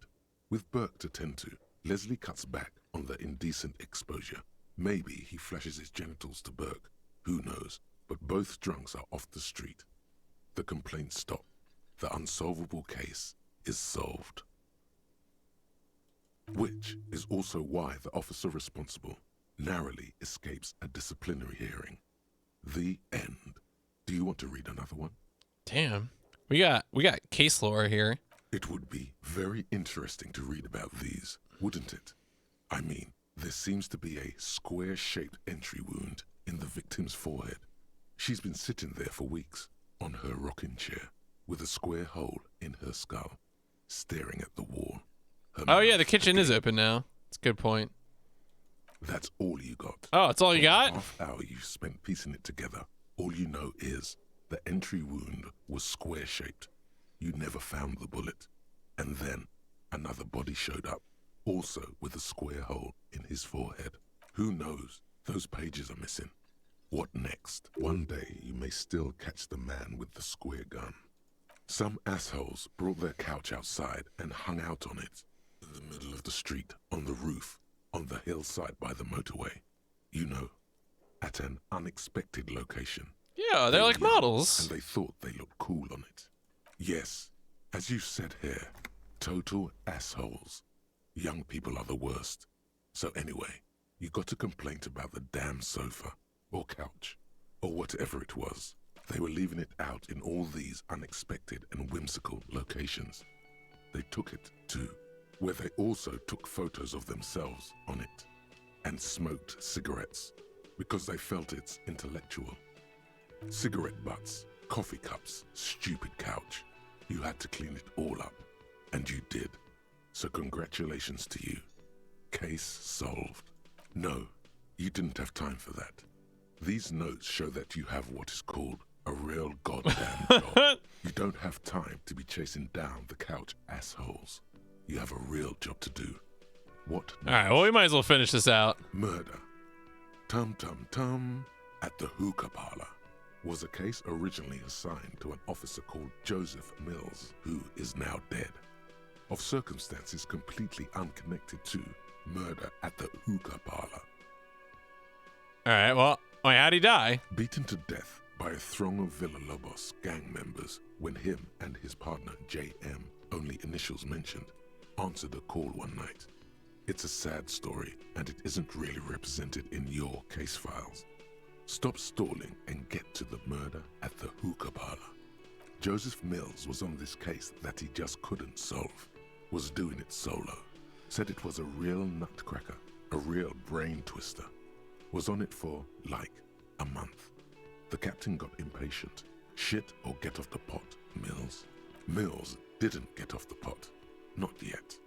He kept at it for a couple of weeks more. racking his brains, running with every theory as outlandish as they seemed. Still couldn't solve the murder at the hookah parlor. Tough case, he said. Toughest he's ever had. Okay, so the case is handed to you because Mills isn't getting anywhere, and you look into it. Here's the setup. A young man is found dead in a hookah parlor. You know, those places where you go and smoke bubblegum-flavored vapor. That doesn't sound cool. Yeah. So anyway, young man in his 20s found with his skull busted open, right on the floor of the hookah parlor, in the middle of the day. No one else is in there, only client that day. In perfect health too. Some kind of movie producer. No one enters, no one exits. He's just sucking on his watermelon hookah all morning, all noon, like he usually does. He's a regular. No calls, nothing.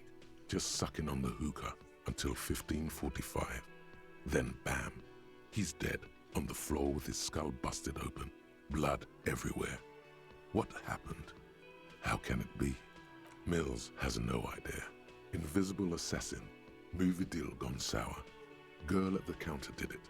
Nothing fits. Eerie. Man just dropped dead. So you go to the parlor. You see cushions around the table. Table's low, heavy, really sharp edge. Mm-hmm. Yeah. See? You can't even read the thing without solving it. Yeah, it was that. Turns out hookah does do something. It turns off your brain's oxygen supply, and you don't notice it until you get up to go to the bathroom. Yeah, he liked his hookah. Stephen was his name. What was he doing there? Smoking hookah. Didn't you hear? I don't know. Trying to come up with a movie script, maybe. Anyway, that was Murder at the Hookah Parlor. Joseph Mills wasn't a good detective, and about 30 minutes has passed piecing it together. Next. Not much has changed in the meanwhile. A bunch of sodden papers still sags from the clipboard. So wait, what's up with the clipboard? It's made of dark blue plastic, hard enough to beat someone to submission Ooh. with. The edges are rounded, however. The U4 size board feels thick and heavy in your hand. Light shimmers on its wet surface. On the back, you see the embossed letters, RCM. Something rattles inside, ever so lightly. Is there a hidden compartment? And something small inside, light, made of paper or cardboard, or dried flowers perhaps. Permeables. It's not hidden per se. The compartment is made for permeable materials that would get damaged if something happened to it. The plastic shimmers like lapis lazuli, but it is not see-through. You cannot see to its center.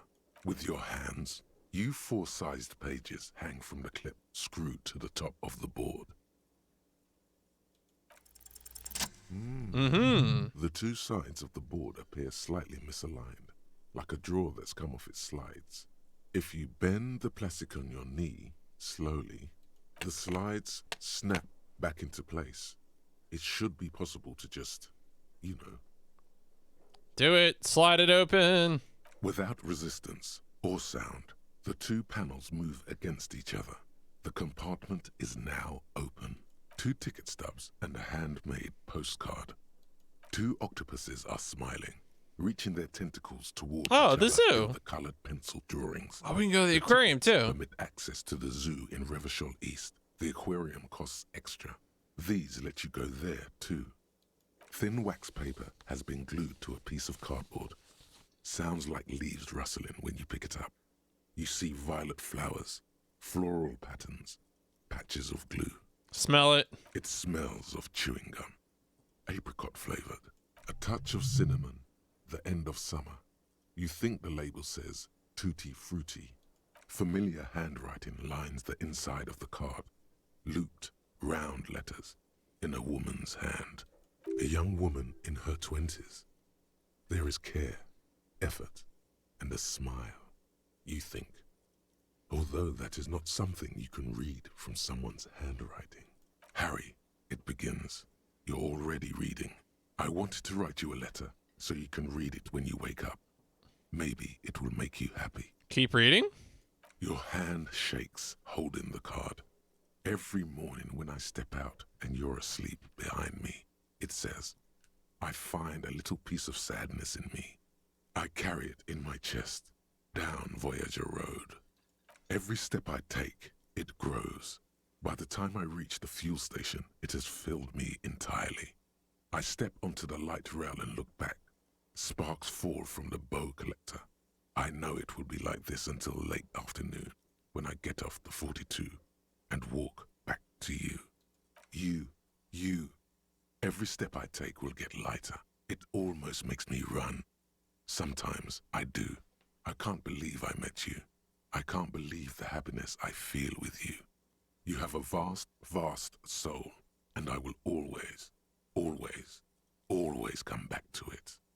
Kisses, kisses, kisses. You feel the air sucked out of your lungs and the blood sucked out of your head. Everything around you gets dark. Small white dots appear. Sparks fall like snow from the bow collector. A streetcar distancing. You feel the ledger slip from your hand. No, hold on. To what? There's nothing. Detective, is everything all right? Nope.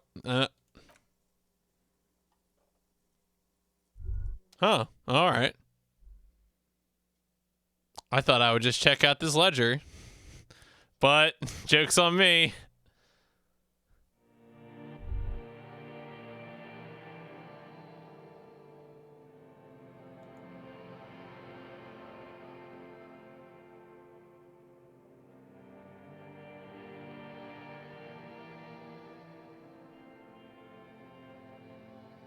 There is nothing. Wait. What happened? Again. Nothing? Nothing sad, brother. No treachery, just blackout. Well, almost nothing. There is the ground below you, that's still there. And the small light that's on, fluttering, somewhere in the basal ganglia. That's me. Blue eyes, that's me. I don't know. Who was what? He speaks of the sickening longing, the unwell emotion. Even in the darkness, he's grasping for it. Still trying to hold on to the great sorrows slipping in the water. Slimy. The cool when you're dead, brother. Here in the paleo-mammalian cortex, we call it the shadow. Because it's always there. Tell him. Ah, yes. In the olfactory system, they call it the apricot chewing gum scented one. No, okay. So I think we're still continuing. We're just deep in our brain. But as they say, what do you do? It didn't smell nice. It smelled like betrayal. Bloated corpse of the past resurfacing. Yeah, it was beautiful. Beautiful. Believe me, stupid ape, its lack of beauty was not the problem. There is no Voyager Road. There are no roads, no houses, no lights in the windows. It's all on pause. Yeah, man. What was that about? You think they would let you? Until you disintegrate into biomolecules? No. Someone is breathing on your face now, inspecting your pupils, stupid idiot. Yes, they're pouring something on you. It's in you. And It's delicious. Glowing lights on a dashboard emerge out of nothingness. Where am I? In the upholstered cabin of Lieutenant Kitsuragi's motor carriage, seated in the driver's basket. The air is thick with leatherworks and heavy fuel oil. Cold water runs down your chin. Drink. Water. The water is cold, silvery, the stuff of life itself as it pours down your parched throat. The pounding in your head recedes. The darkness parts. Drink.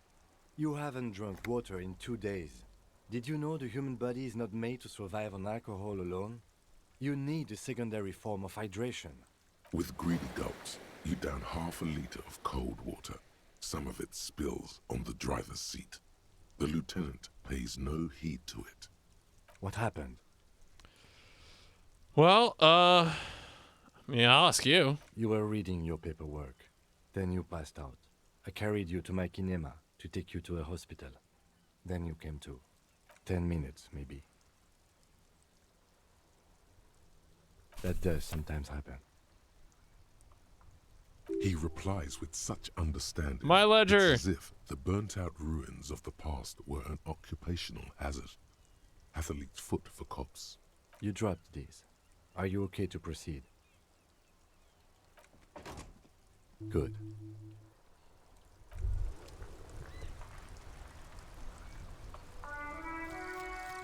Guillaume. Ooh, thought complete. Bad news. Guillaume Lemillion did not become a cop. In 38, he went on a tour to the Sinyao province in Safre, where he died of autoerotic asphyxiation. His body was found hanging from a decorative dragon tree in his junior suite, amid drug paraphernalia, unwholesome objects, and the Sylvia Trainer single, Wonderland, skipping in the background. And yes, you can take this as a metaphor for Revachol in the 30s, and also as a warning. Fair.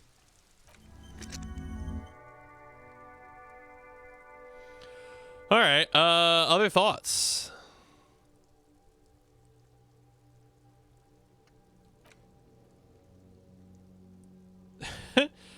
Minus 130 miles on a hand-eye coordination. Well, I guess we'll figure out our way home.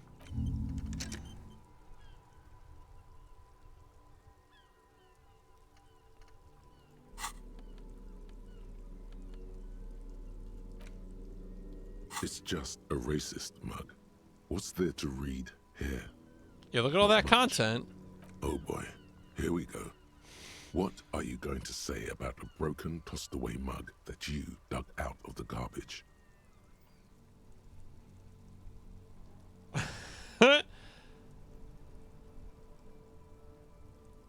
So again, you dug it out of the trash. Why? It wasn't going to offend anyone there. Why don't you just get back to your case? Fine. Jeez. All right, speaking of my case, oh wait, what? Hey. Psst. Who, me? Yes, you. Word on the street is you're ready to start building communism again. Again? Yes, you're ready to start building communism again. You've built it before. They've built it before. Hasn't really worked out yet. But neither has love. Should we just stop building love, too? Can't argue with that. So, what about all that communism you've promised to build? Word on the street is you've woken up from 1,000 years of slumber, promising to erect a version of communism many times greater than any attempted before. Is that true? You keep saying things like, down with the bourgeoisie, eat the rich, sodomize the landowners, impale all people who have more than 25 real in their pockets, literally murder all human beings regardless of their political beliefs. That kind of stuff. Yeah, it sounds like me. Funky style. Very funky. So tell me, do you have any questions before we fire up the big communism builder? Or do we get right down to Let's go! Oh yeah. Get the firing squads and the animal wagons ready. All right, yep, let's go.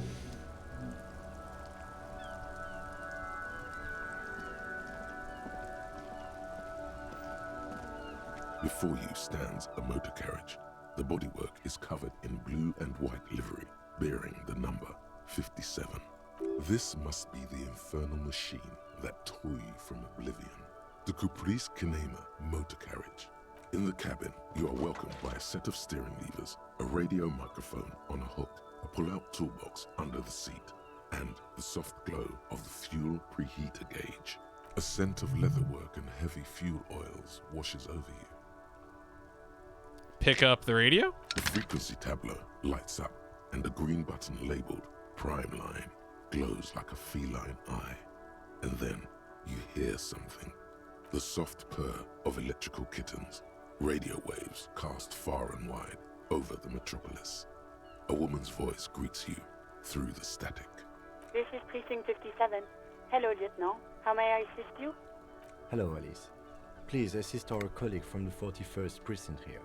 I'm putting him on. Operating the radio is easy. Just be confident. You've probably done it 1,000 times.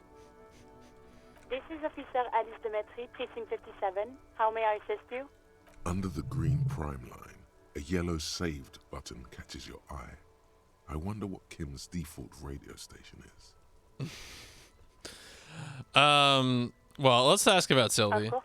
What is her number, officer? Yes, hold on. Her number is 005 1944 298. Received.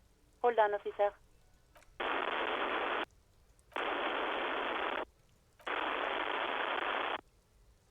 Give it a minute.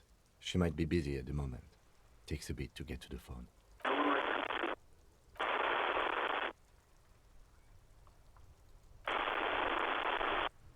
Officer, I have Sylvie Malaika on the line for you. Yes, hello?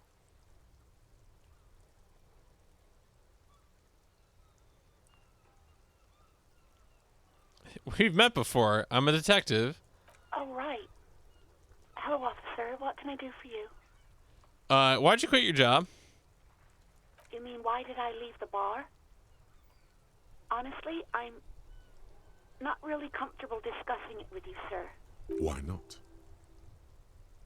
Did you leave because of Gart? What? No, why would you even think that? He said he asked you out. Please, don't bring Gart into this. It's none of your business.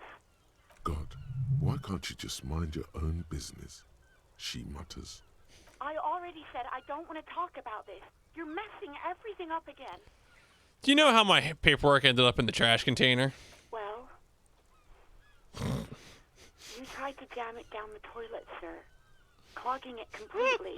After I had unclogged the toilet and retrieved the paperwork, I threw it out in the trash, thinking you didn't need it. I am sorry about that. Anything else, detective? No? Not me? No, sorry. I don't. Not a lot of people have phones around here. Copper thieves take the wires. People don't have the money to have the cables put in again. They use the Union's phone, or the one on the coast. So the Union has a phone, and there's one further down the coast. Got it. It was someone else. We'll find them sooner or later, officer. It just might take a while. What? Of course it bothered me. But I thought the Union already knew about the court. What does the Union got to do with anything? No one calls the police. The Union would get angry. You know, what the Union says goes. People listen to them and they take care of their own, which is like everyone here. Legally, no. In reality, yes. Martinez is de facto policed by the Dock Workers Union.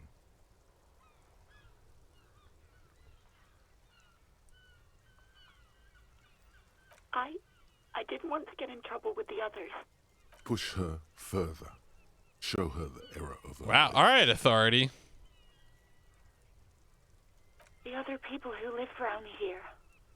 Local people, I didn't want trouble. You don't live here. You don't understand. Squealing is frowned upon here. Everything is dealt with, well, by the Union, internally. Please, I just didn't want any trouble. You do? Oh. What else? Yeah, go on. All right, I got everything. I do hope so. Please, don't call me again. Oh, empathy. Let's go. Yes. You have obviously done something to upset her at the Whirling in Rags when she was still working there. I'm not mad. It's just you were so drunk and so emotional. And then all the the skua time, thing. and the skua thing happened. Uh. Just made me want to quit. The stuffed bird, the great skua.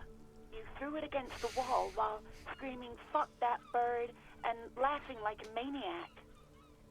All right, so maybe that did happen. I think you said it had been giving you shit ever since you got there. Yeah, that sounds like me. Didn't seem like you had fun doing it, though. I was the one who made you quit? Yes, obviously.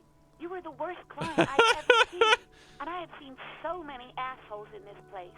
I've had sailors fighting, union guys grabbing my ass, kids stealing booze. Once a guy was glued to the karaoke machine every night for 2 months. But you... Go on.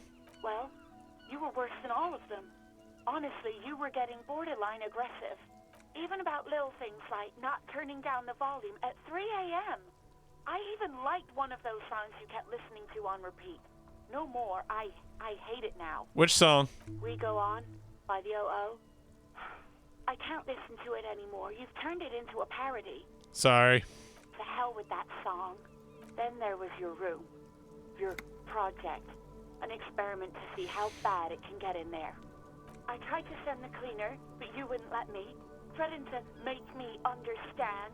I had no idea what you meant, and I don't want to know. And then you screamed something about how you're actually a real cool guy, and no one understands it. One of the coolest guys there is. The coolest guy in Jamrock. Something about disco, too. That's intense. And then I had to deal with your toilet. The one you clogged with police documents, causing water damage downstairs in the kitchen. I won't even mention you waving your gun around, harassing customers, threatening to sing karaoke, threatening to kill yourself. No, you really weren't. You were simply the worst. That's a lot. God, I knew I shouldn't have brought it up. Just try not to call me again, and let's pretend it never happened. What else did I sing besides though? Oh, all sorts of things. From disco, rock too. So much. Yeah, I was wondering about the gun as well. Yes, that's the one you like to sing along to the most. The later it got, the more that one came on. Interesting. You still have to find a copy, though, before you can blast it. Wait, really? No, this is absolutely not true. I like Guard. I really do. All right, well, that's your problem, man. No, I was actually flattered. I've always liked him. It was just bad timing. With the corpse and all that. There's a pause. You can almost see her on the other side. The telephone cord coiled around her index. I didn't know what to say to him later. Then you came and destroyed the place. So I left without explaining. I could tell him. Okay, but Please don't mess it up. Please don't take out your gun or something. All right, thanks for talking to me. You hear a sigh of relief on the other end of the radio. Wordless, the call breaks. Then, the already familiar voice. Anything else I can help you with, officer? Just a second, officer. 10-2, 10-5. This is 41st. Come in. Over. The man uses relay code. You've got this. You're a cop, and cops know relay code. 10-4, message received. 10-5, relay message. What's your status? Over. 10-18, state your message, sir. My badge is missing. But you said... never mind. Shut up, Kim. 10-9, over. 10-4, message received. This is a very serious situation. I need to 10-22 the captain. Over. Is it him? What does he want? What? Says he lost his badge and needs to report it. He what? He lost his badge? Yeah, who is this? This is Communication Officer Jules Pidieux, sir. No, the other one. You mean your partner? Over. What is he saying? He's asking who you are. Started a new character in Fallout New Vegas, doing a Legion playthrough for the first time. I don't know. I don't think I could ever do a Legion playthrough because my number one rule is always kill slavers. And, you know, the Legion, it's kind of like their main deal. I just, like I could play evil in Fallout 3 because that was kind of funny. It's less funny in New Vegas. I don't know. I don't know if I ever will. You know, I feel like the more I get into playing a wider variety of games, the less because there's definitely a period of time, right, where like I would pick up KOTOR or pick up Mass Effect and be like, I'm gonna min-max. I'm gonna do 2 playthroughs, min-max, you know, Paragon Renegade, light side, dark side. I really have gotten kind of away from that.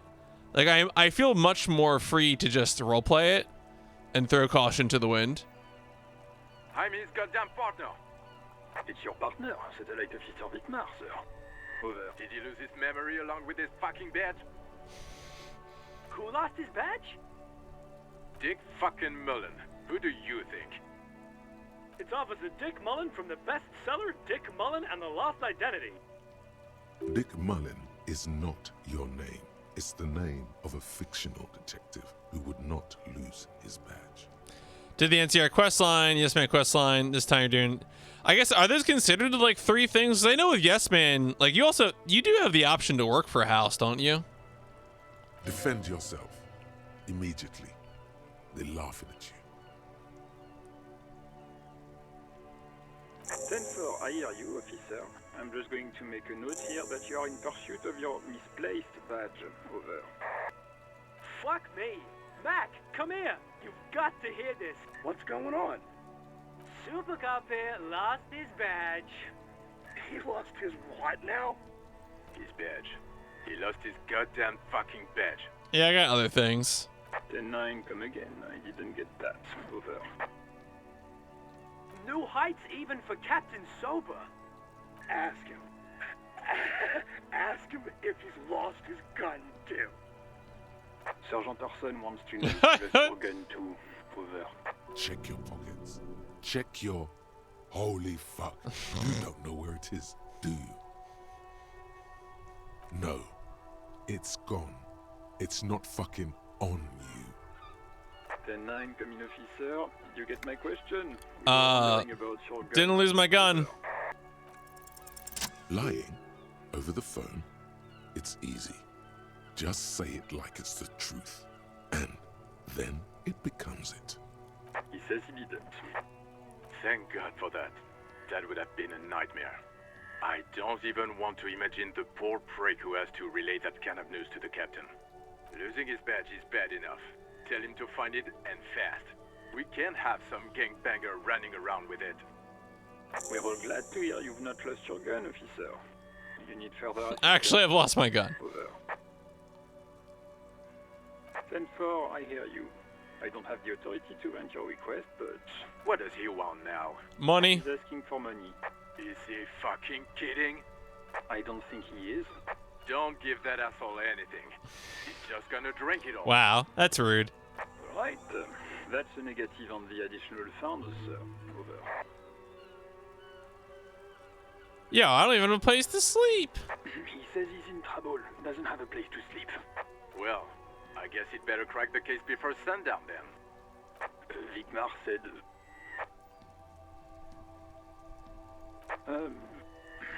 Listen. It's okay. You can do it, sir. What is he saying? Did you want anything else, sir? Many of your colleagues are also here. Over. NCR questline reminds you of the Star Wars KOTOR Jedi questline. Heard the Jedi questlines are boring. When you say it reminds you, just like in terms of how straightforward things are, or like some other part of the quest structure? It's been a while since I've played KOTOR. He's trying to keep you from further embarrassing yourself in front of your colleagues. Let us address them now, sir. Over. Roger that. I mean, sometimes it's fine, though. A metallic drawer slides out from under the seat and clicks into place. The tools inside are neatly organized. Take what you need, officer. It's going to be a long case. I'm not protective of my tools, like some men are. The pry bar feels nice and cold in your hand. heavier than you'd think. Yeah. Well, I mean, I think though with the NCR aren't like one of the things that a lot of people like about New Vegas is that the NCR are like it's easy to look like the good guys when the other side is Caesar's Legion, but like clearly the NCR are trying to take over Vegas, right? Like they are trying to impose their version of order on New Vegas, and the locals aren't exactly thrilled about it. So like NCR has problems. I don't think like yes, they're the good guys, but like I feel like they're the good guys in the sense that they like resemble the old world order that like we as the players might recognize. But they're not actually that, you know. Of course, again, fuck the slavers. So the handles are long and sleek. Snap, snap, go the cutters in your hand. You can do good work with these.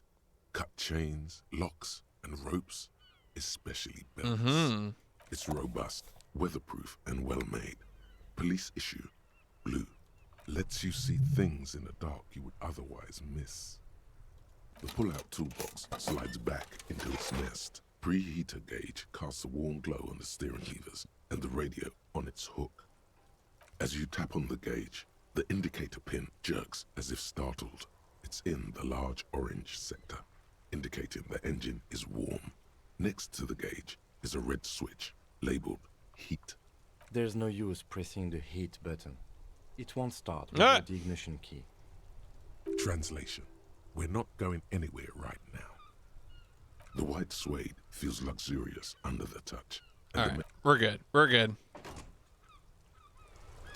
We got all sorts of things going on. Items. Oh yeah, we got a pen. We got a bunch of tools now. Oh, we can equip these things. I see. Discover secret orbs in shady areas. Lock containers. Lock containers. Aha. What are good qualities of the Legion? I mean, I feel like that's sort of like their weird like mimicking of, you know, I guess traditional stuff is like, I mean, traditional, like the traditions that they claim to descend from.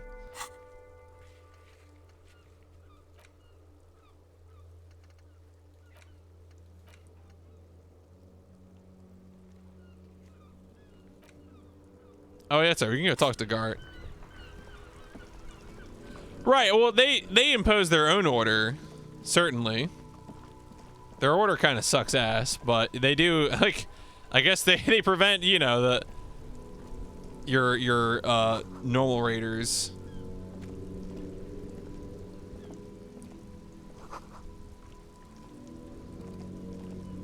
The RCM in Martinez.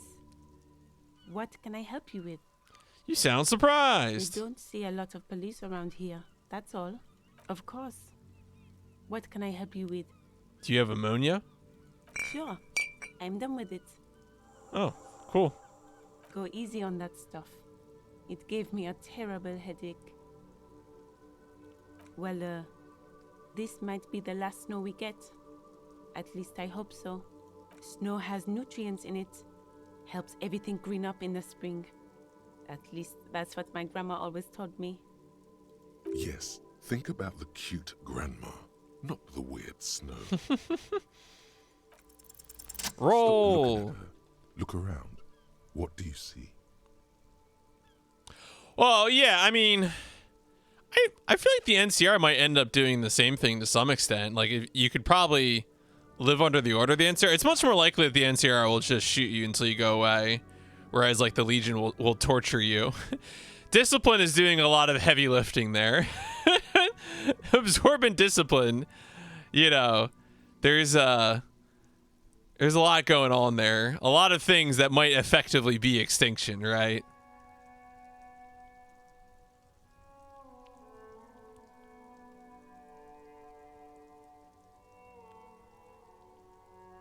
That's right. And the canal, the bookstore, the harbor gates.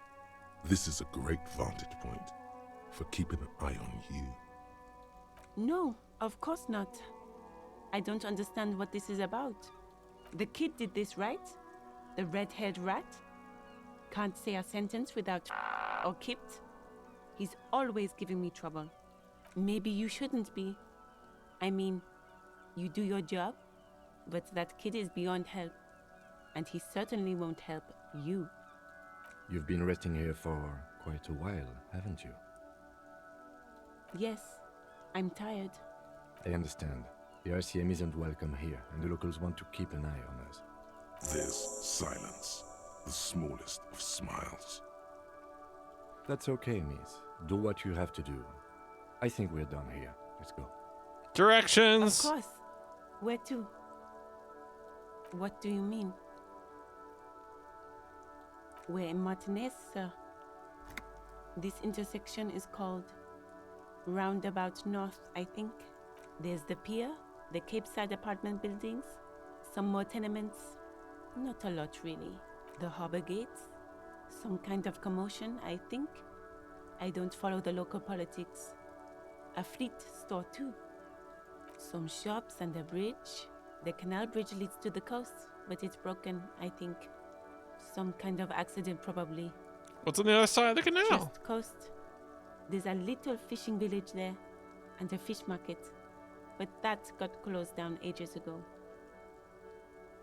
Right. I mean, that's No, actually, the Legion. It's all it's all discipline all the time. There are some islands in the bay, but they're hard to reach. No problem. Of course. I won't hold you back.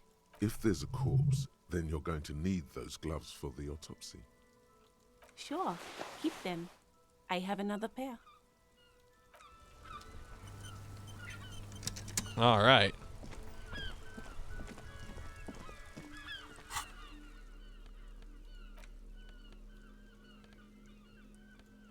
Hell yeah, big gloves. Let's go.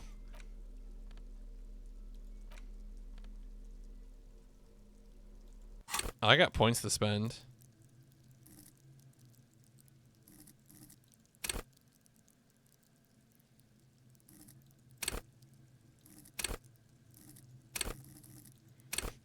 Make laws of physics work for the law. I do like this panache here. We might have to do this one.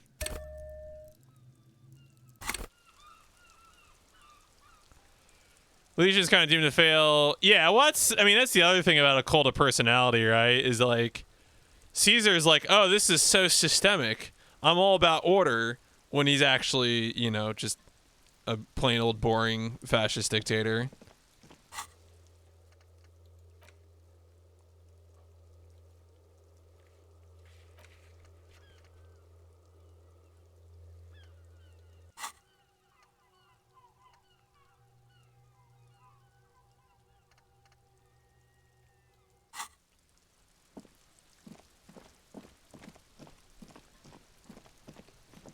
Time to flashlight this kid.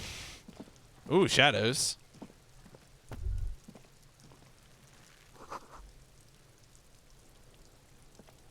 There he still is, looking right through you with his white eyes. The body below is entirely dedicated to that corpse smell. Active decay. He's about to blow. Wait, why can't I use the ammonia? There we go. Ammonia only makes it worse. Oh! The combination forces tears out of your ducts. You manage to keep it in once. The second time, not so much. Oh no! When the vomiting is done, your cheeks are wet with tears.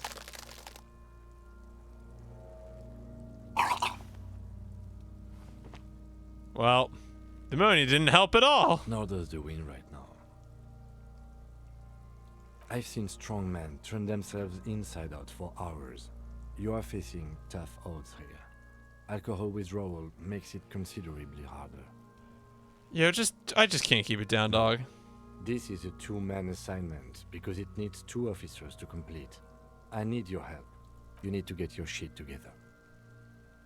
My shit is together. No, it's not, officer. No, You will get your shit together. Ooh, all right. Thought gained, volumetric shit compressor. Oh yeah, that's right. Caesar does have an illness. I always forget about that because I always just go and kill Caesar as soon as I can. For a moment, the hanged man appears to smile. His lips are red, like a clown's. Bitch fight, see? Bitches are at it. Bitches about to kill each other, I think. We should go and do something else. Give it half an hour. Then come back when you've gotten your act together. Yeah, whatever, dude. A corpse has been hanging from a tree for a week is causing me to throw up. I don't think that means you need to question my ability to not vomit.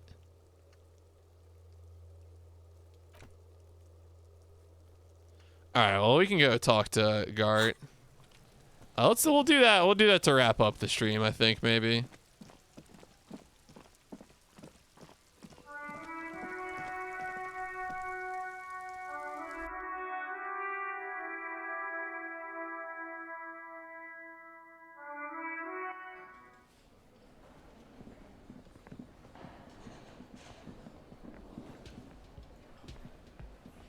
Can I help you?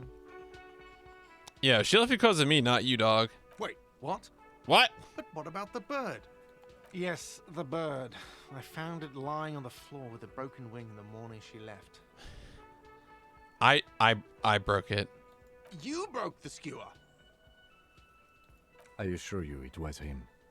Why on earth did you have to break the skewer? Yo, it's the way I am. I can't believe it. I was so sure it was Sylvie. Even worse, I thought she was trying to send me a message. Symbol of hope and all. A tender type of hope. Something stirs in you. Perhaps this is why you broke it. All right. Did she say anything else? About me, you know? Did she say anything about me? Really? I should give her a call then. Thanks, I guess. Was there anything else you wanted, or...? You could forgive my You were debt. sort of hoping there would be a gun, an expensive jewel, or at least a sword in it for you, if you deliver the message. Oh well. Yes. Have you got it? No. Like what? All right. Well, in that case, let's. Oh, there you go. You got that to our done. We're working on it. Well, okay. So this is an interesting game. I think this is probably this is so far as I can tell what I was hoping it would be, which is to say, probably the ideal isometric RPG experience for me. A lot of talking, a lot of quests, a lot of cool art, some fun voice acting. So that's all pretty good. I feel pretty happy with that.